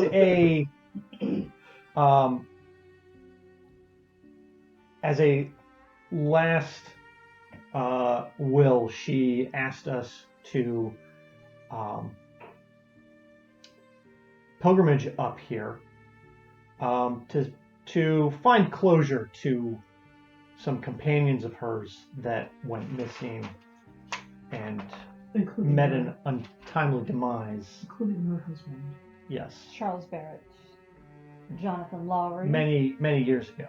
Samuel Mitski, Frederick Norin, So and he's Timothy Wilson. Hearing all three of you at the same time saying these things.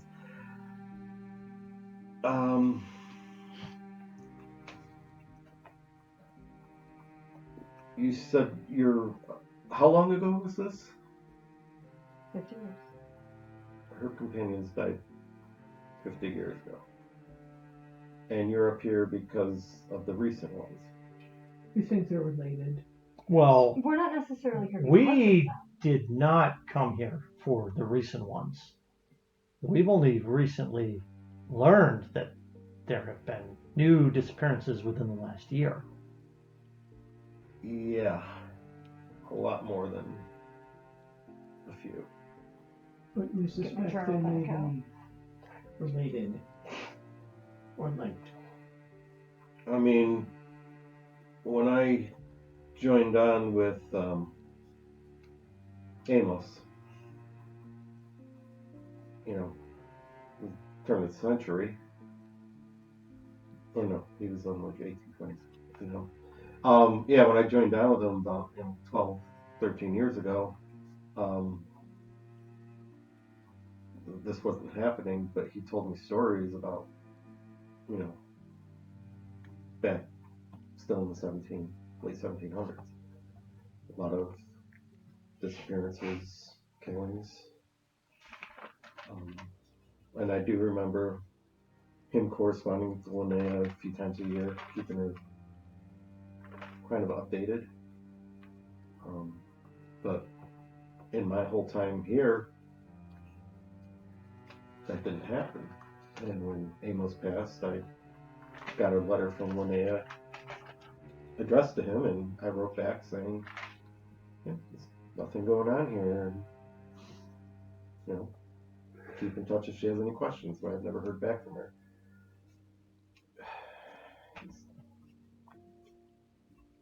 So he's got a window with like a curtain that you can draw across. Mm-hmm. So he draws it across, and he goes, Father, if you don't mind, he's going to open up his drawer and pull out a little bottle and pour himself a glass. And you can see he's visibly shaking. Oh, Lord's Day. Yeah. Is imbibing alcohol on Sunday usually? In Preston, New England, probably. Okay. All right. Well, I will. The wrong snot probably get beat on the Sabbath. Yeah, this is Sabbath, so yeah, they're probably, you're not supposed to really work and drink and Okay, yeah. that kind of thing. Probably supposed to fast as well. I don't know about that, because they'll do luncheons and dinners and stuff like that as families and stuff, but Can you tell? You've obviously investigated the killings. the recent killings, yes. Yes. There's been a couple, yeah, but a lot more have gone missing. Do you have an idea about how many might be missing? He's gonna open up a drawer, pull out like a little journal book and stuff like that. He's just gonna start real quick. June 1838, prospector near Red Brook found mutilated. August 1838, logger exploring area found mutilated near Shiloh. September 38, farmer outside of Limerick missing. September 38, November 38, traveler from Corning went missing. February 39, young child from farm family missing in Limerick. March 89, traveler passing through Limerick to Cornish went missing. May 39, resident of Limerick went missing. Last month, farmer's child went missing in nearby farm. So about once a month.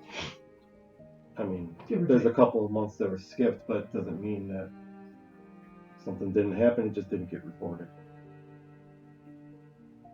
Do you have a theory as to what might be behind these? Besides the animal attack? The pragmatist in me is going to say animal attack because that's going to help me sleep at night. But Amos told me about during his days when these incidents were happening frequently. That's why we're here. We're not judging. No, I get that. It's just I don't know what to tell you because How did Amos put a stop to it? Or did he?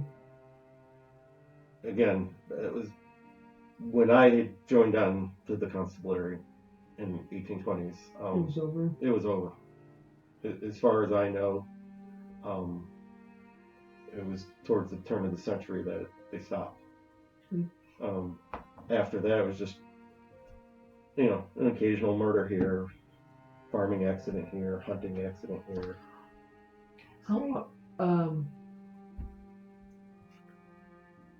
How old is this town, approximately? And Limerick was incorporated like 1770 something, so roughly.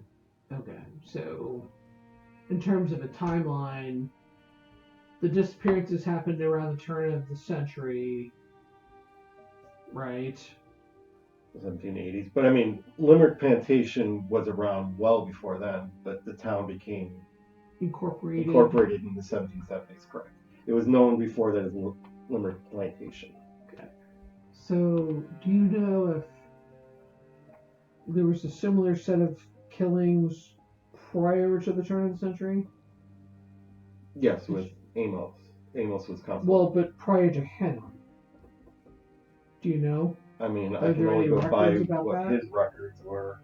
That's I have access to, but I mean that goes back to In the 1740s ish. I got it here.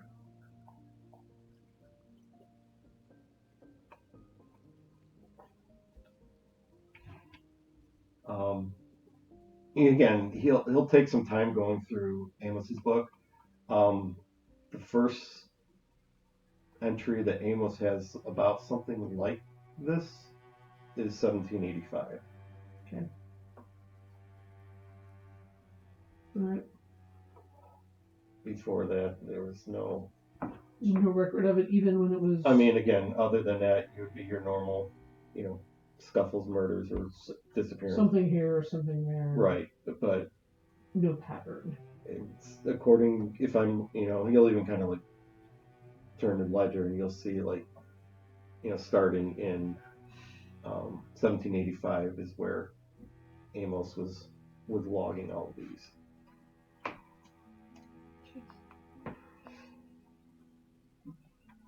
Do you have anything, Father?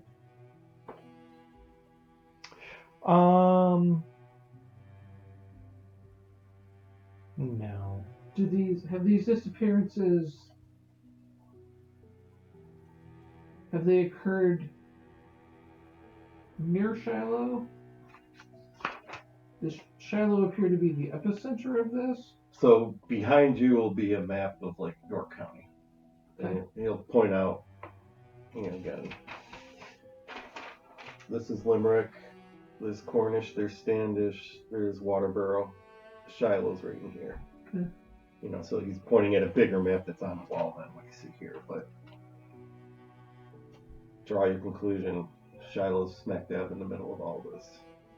Okay. Once a month aligns with cycle of the moon. So Looks like you'll have what? Yeah, Harriet didn't want to say anything to freak him out, but he I did jot probably down didn't- all the dates. He I'm going to probably check it didn't later. Yeah. put that together in his head. So Yeah. I was like, what?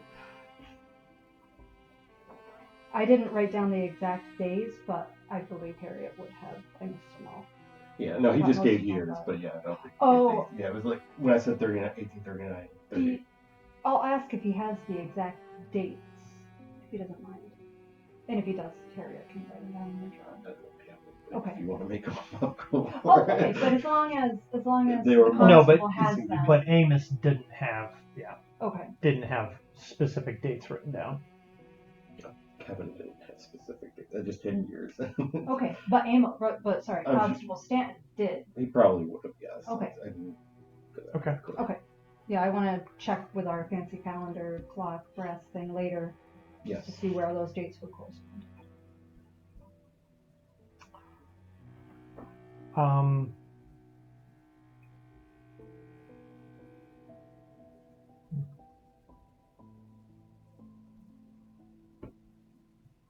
Well, Constable, I believe our intent will be to travel to Shiloh. Make the hour trip north, I think. It's about an hour. For, Yeah. Just horseback right now. I mean, I go up there 3 to 4 weeks or every other month or so. They seem to take care of themselves. They're happy that way. We're told they're fairly self-sufficient, aside from the. I mean, they're nice enough people. When Right. I've gone up there, they've, offered me food and whatnot, and they're respectful. But it just feels odd there. And I'll go in, check on them, talk to the mayor, say hi to you, and turn around and go. If there's any issues with crime or anything like that, they seem to handle it on their own.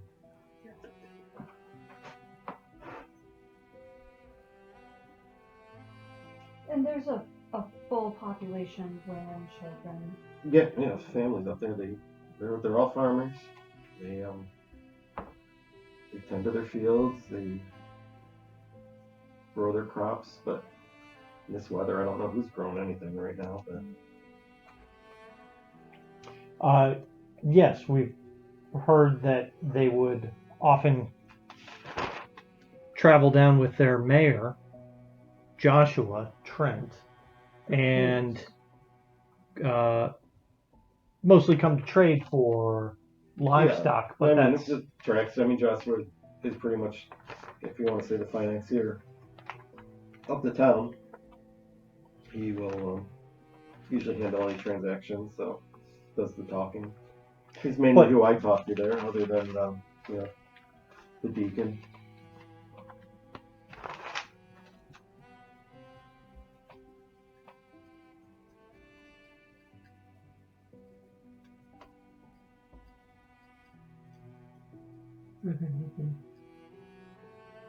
Well, if you're gonna go up there, I'd say go sooner rather than later, and Be home by dark. Back before dark.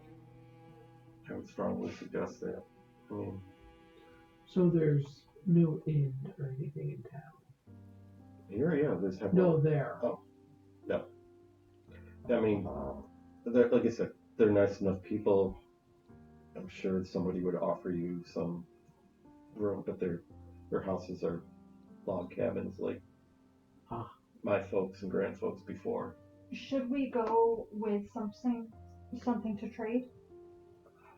Would that be preferable? I mean, they're very pious people.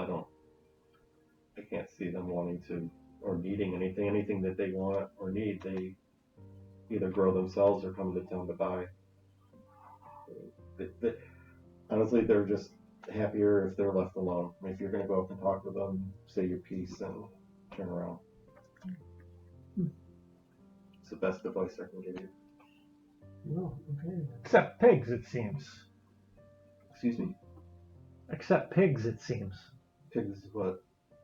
Oh, well, we've heard that they've made quite a large amount of purchases of pigs in previous times, but that has since not occurred so much recently. Well, I mean, with 2 years of drought and harsh winters, what livestock is here is meager in size, and feed's hard to come by, and so I think the local farmers are kind of reluctant to sell what little livestock they have left right now. In years where there's surplus and plenty, they could afford to sell off some hogs here and there. But every time I've gone up there, I haven't seen any hogs. So they're not no pens or anything like that. They've got a stable for their horses and, maybe some goats and sheep, but I've never really seen any. I think we should buy a pig. Or two. Do they have any blacksmith up there?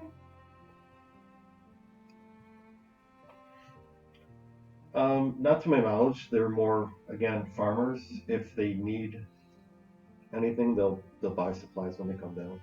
Do they ever buy weapons? Not to my knowledge. I've never seen any of them armed. Again, they're farmers. How many families do you think are there? It was 200 people, Yeah, so probably 40, like 40, 40 to 50. Yeah. Yeah, then they're not all like what you see here in town where the houses are lined up in streets. This is like the church is the center of the town, and Very private. yeah, homes are scattered throughout, and they have their own plots of land that they grow on and stuff. So Mm-hmm. All right.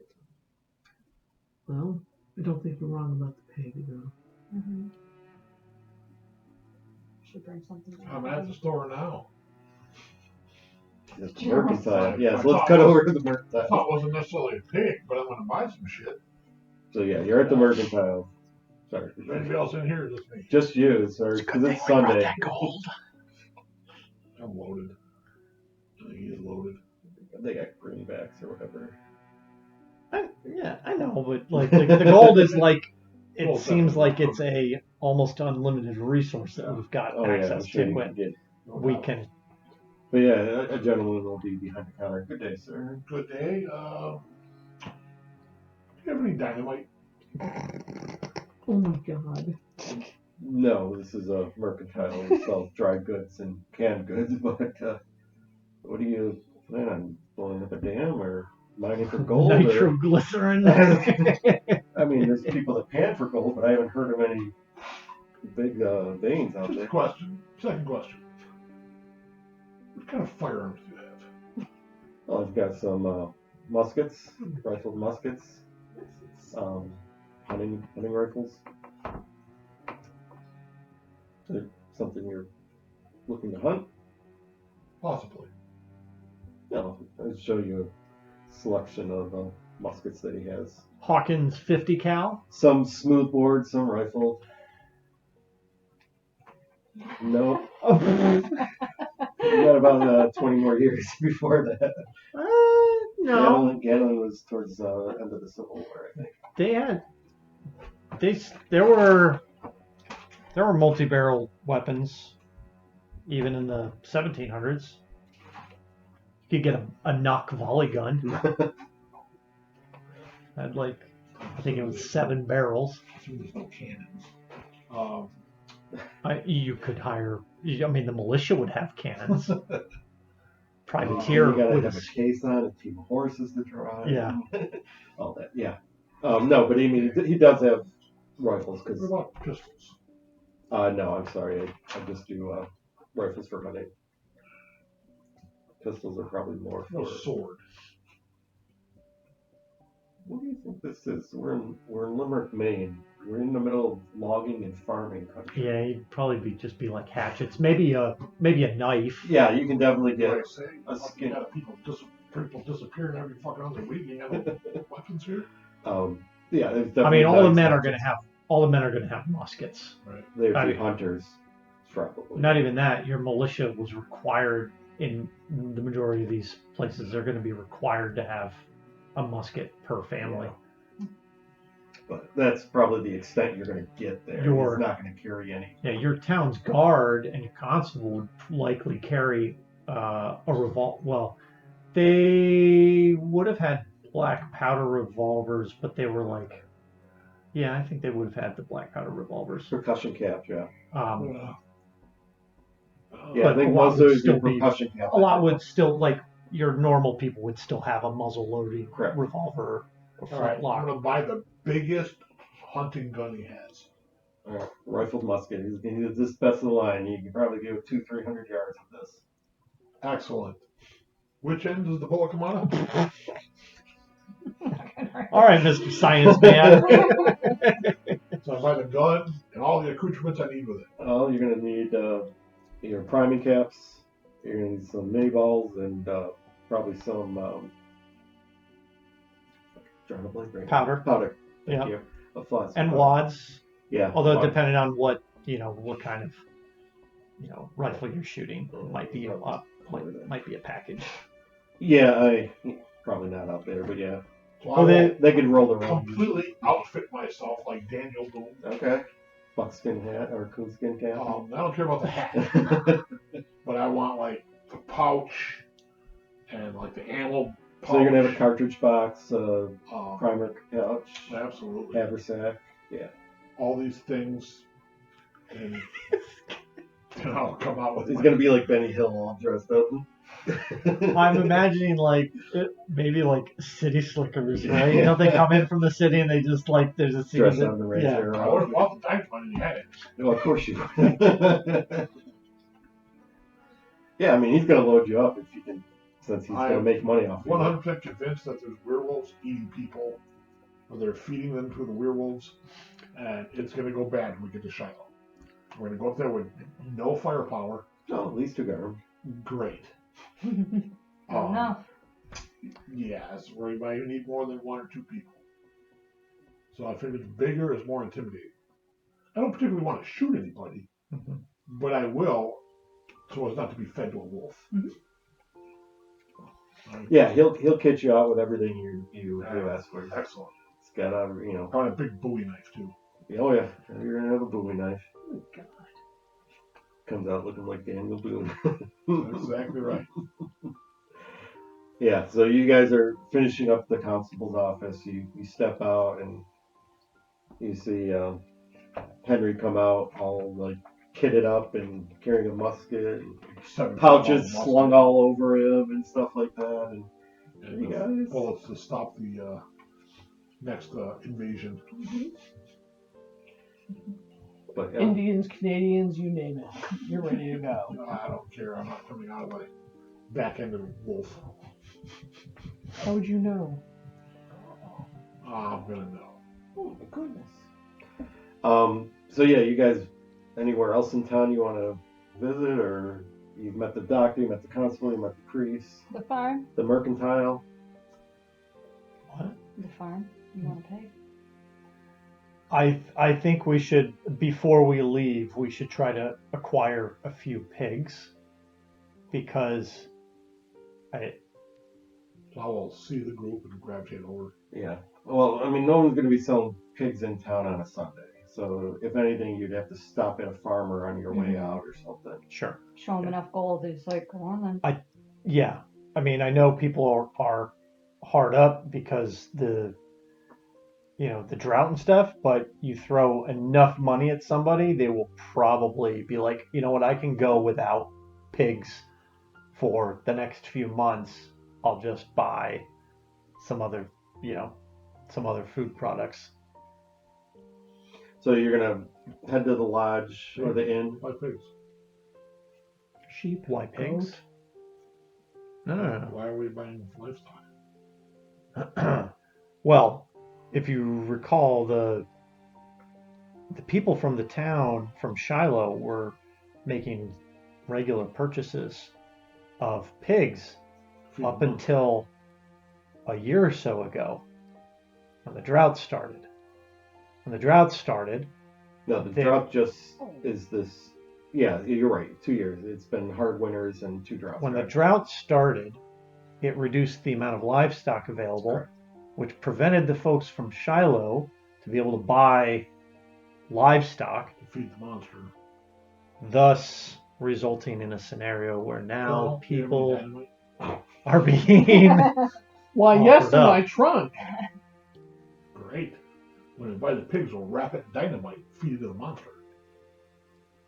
My thought was more, perhaps we can offer of pigs to the people of Shiloh, and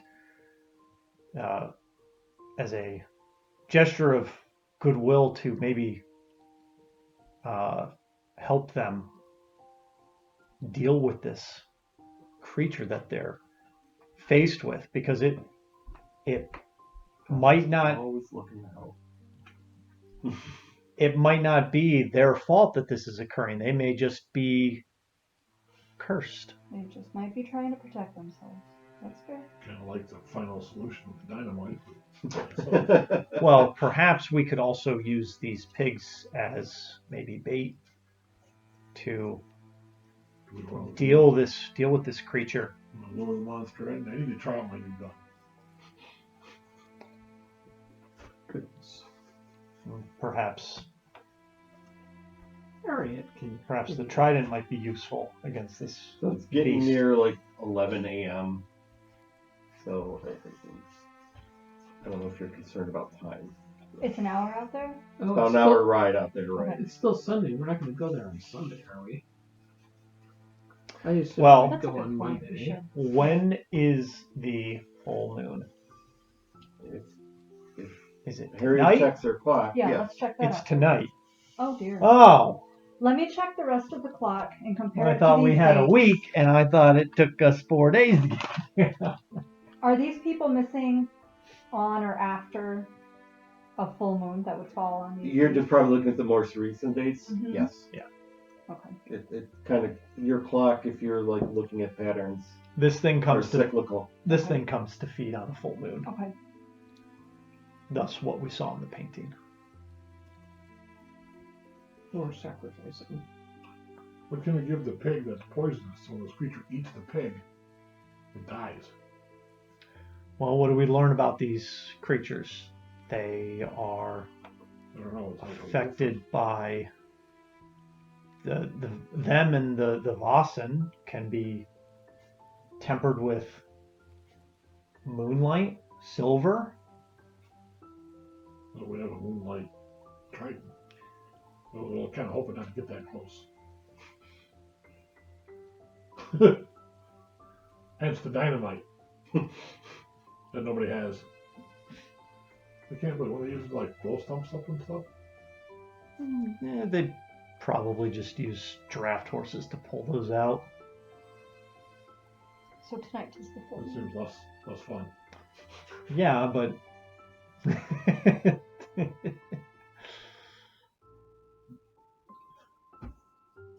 Do I know? perhaps the doctor might be able to I have strong poison. that, or You can maybe give to a pig and then feed it to the monster. Wouldn't you kill the pig as soon as you inject poison? oh, Oh. Maybe. or if you had something that's maybe longer lasting that you could Something that coat will the pig with. kill it over time.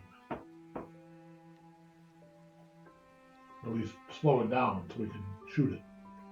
What of perhaps the doctor might know of like a solution of silver that could be spread on something?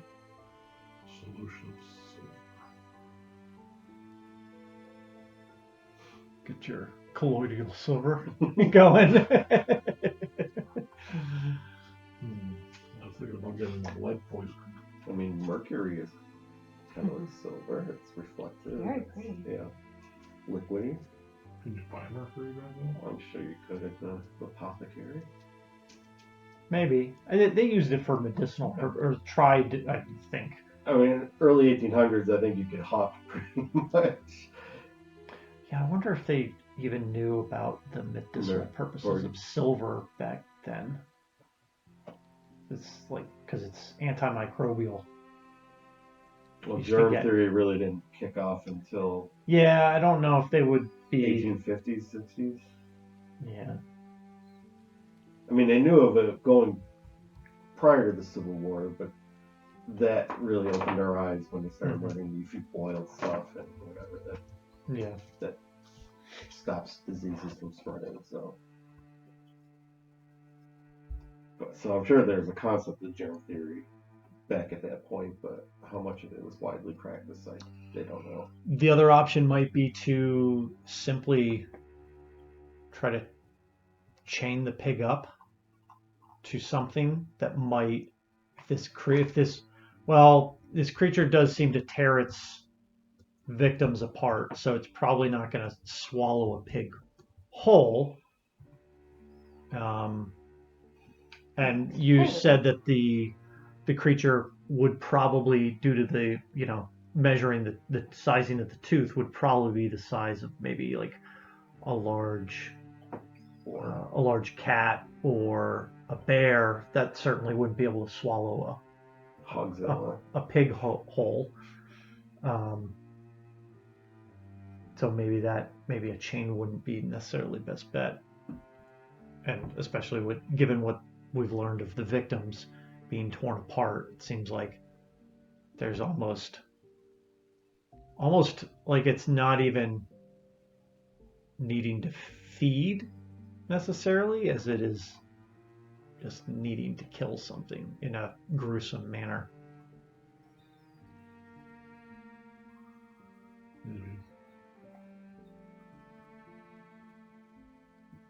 We don't know.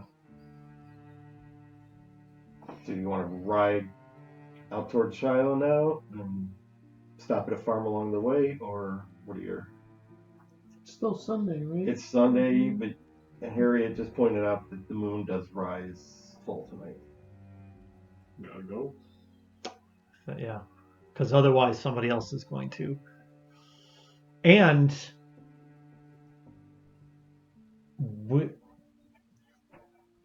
thinking back,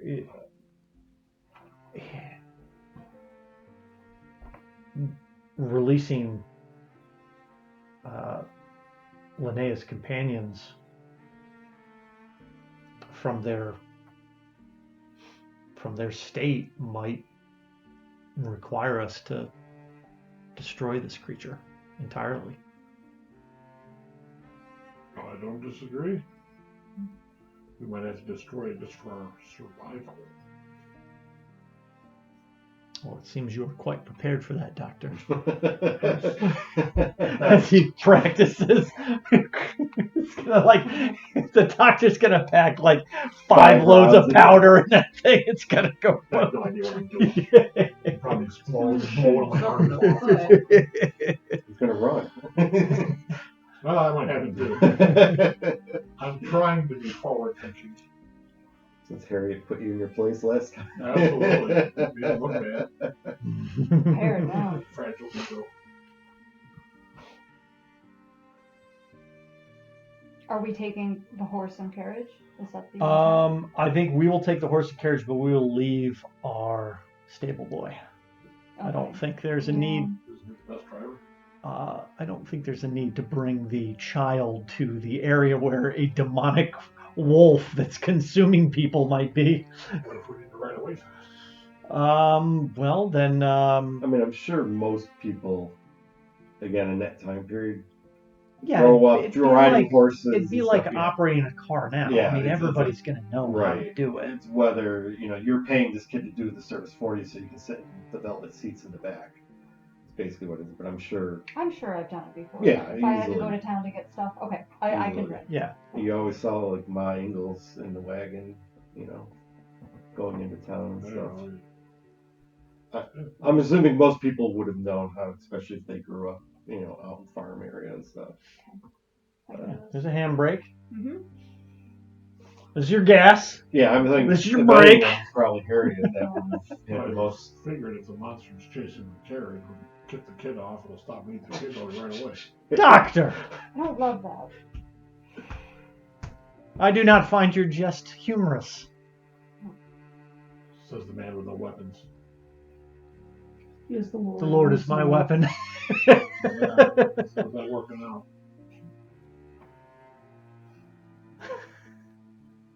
So you've got your shepherd's hook. Shepherd's crook. Yes. You got the trident Yes. And and a holy symbol. mm-hmm, All right. a revolver. Yeah. We'll be sure to hide behind you. Axes in the back. In game terms, sure, it can yeah. damage Vaesen. Thank you very much. What'd you say? I said So our in game game terms, plan it can is damage get 'em? Vaesen. That's our game plan. Get him. It's more get her Ray, I think is the quote. We need to find the altar. Yeah. Perhaps if we damage or destroy the altar, It'll either enrage the beast, which will end poorly, or maybe it'll make it go away. I'd like to get these people to talk, try and understand Yeah, I what's think there's a bunch of inbred jets. They're not going to talk to us. They might be making a deal with this thing, They might be making a deal. They could Probably very well. feed. They but for a purpose, likely. It's holding something over them. could very well just be trapped by it. Which means we have to kill it. It could be, give me something or I'll just take what I want. So maybe they try to offer. Well, maybe they can tell us what it likes to eat. What its preferred. We know what it likes to eat. Short pig and long pig.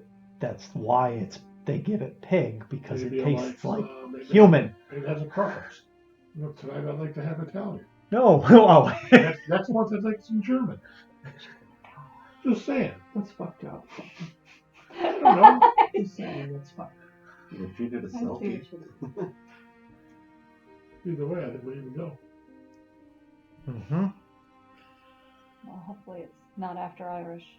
We ride. So I can't get Betty in the door of the carriage because it's like 7 feet long. So I I'm have to sure like, there's storage on to, top like or in the hold it back. out the window.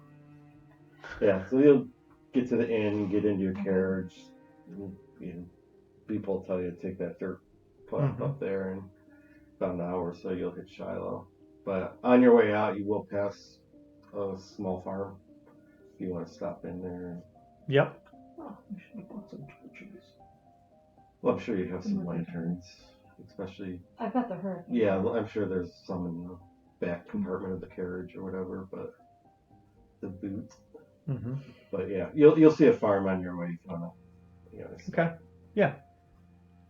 So yeah, you'll go down. I'm sure there's a dirt path leading back to the house, set back from the field. So Apply the brakes. who's gonna go to the door? Chinese rotors. I will. Yeah, just I'll you? I'll knock on the door. I've got Alright, the shepherd's crook and Yeah, so a lady will answer. Good day, sir. G'day, madam. Father Leo Metzger. At your service. I am looking to. It sounds like an odd request, I'm sure. But I'm looking to acquire a couple of pigs. If you have any available for sale. I know that Limerick has faced recent difficulties with its livestock, and I'm willing to pay more than fair market value for the animals. So as you're talking and kind of like you have your priestly loud boasting voice, the husband will hear you and kind of come to the door and go back and keep working on dinner and Oh, okay. Yeah. telling his wife to go. Yeah. I'm sorry, who are you? I'll extend my hand and introduce myself. All right, John, nice to meet you, Father Father. Metzger. Sorry, as I was explaining to your wife, me and my companions, we're That's a fancy carriage you got out there. oh. Yeah, he's hanging out the door to the right. we're just looking to acquire a few pigs, and we're willing to pay far and above fair market value for them, for your trouble. We know that Limerick has fallen on a bit of hard times with its livestock due to the drought, and perhaps some gold coinage could assist you and your family in this difficult time. Let's don't look up market value of a hog then, but I don't. You mentioned gold, and he's like, "What do you got there?" And I'll fish into my pocket, and I'll pull out 5 of those. 5. Yeah. Probably buys you the whole farm. Yeah, I was gonna say. Take a barn? So whatever I think would be reasonable for maybe 10x the price.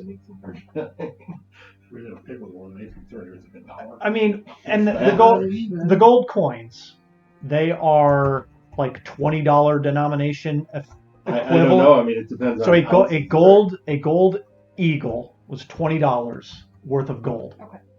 In that time period. In that time, okay. like Good to know, I didn't know that. I was just wondering how much a hog is worth.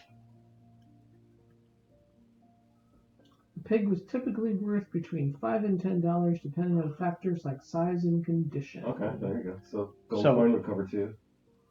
So I mean, prices varied based on location and market demand. Well, market demand is high right now. Yeah. And you want a quick transaction. A small pig was $5, a medium pig was $7.50, and a large pig was $10. Okay. So again, I will pull out 5 gold coins. Let me get this right. You're going to give me 5 of those for a couple of my pigs. Indeed, I am. Yes, and I will. Yeah, gladly shake his hand and. He's going to whistle, Billy, Joey, come out. And 2 young kids are going to run out. He goes, go fetch those 2 hogs over there. Tie them up and bring them out here. What you doing with those hogs? You going to have the Sunday dinner?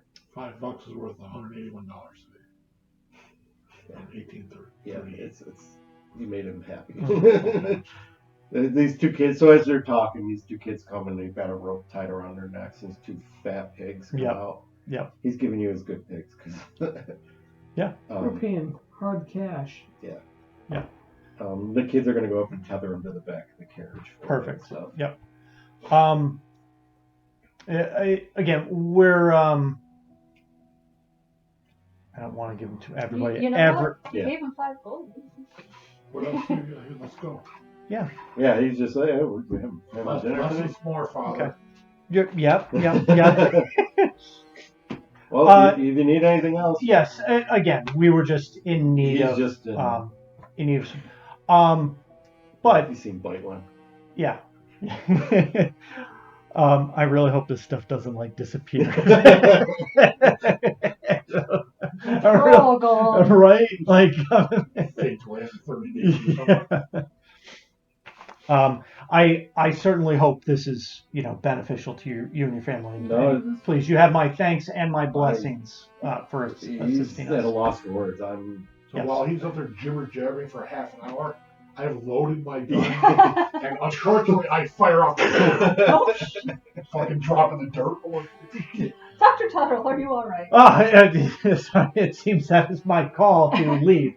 So again, thank you, sir, and blessings upon you and your family. Well, thank you, and God bless you as well. And he goes back in, Martha. We're fucking rich! I can't believe what these traveling idiots just did. Yeah, so you'll continue on up the road. Probably. How do we transport the pigs?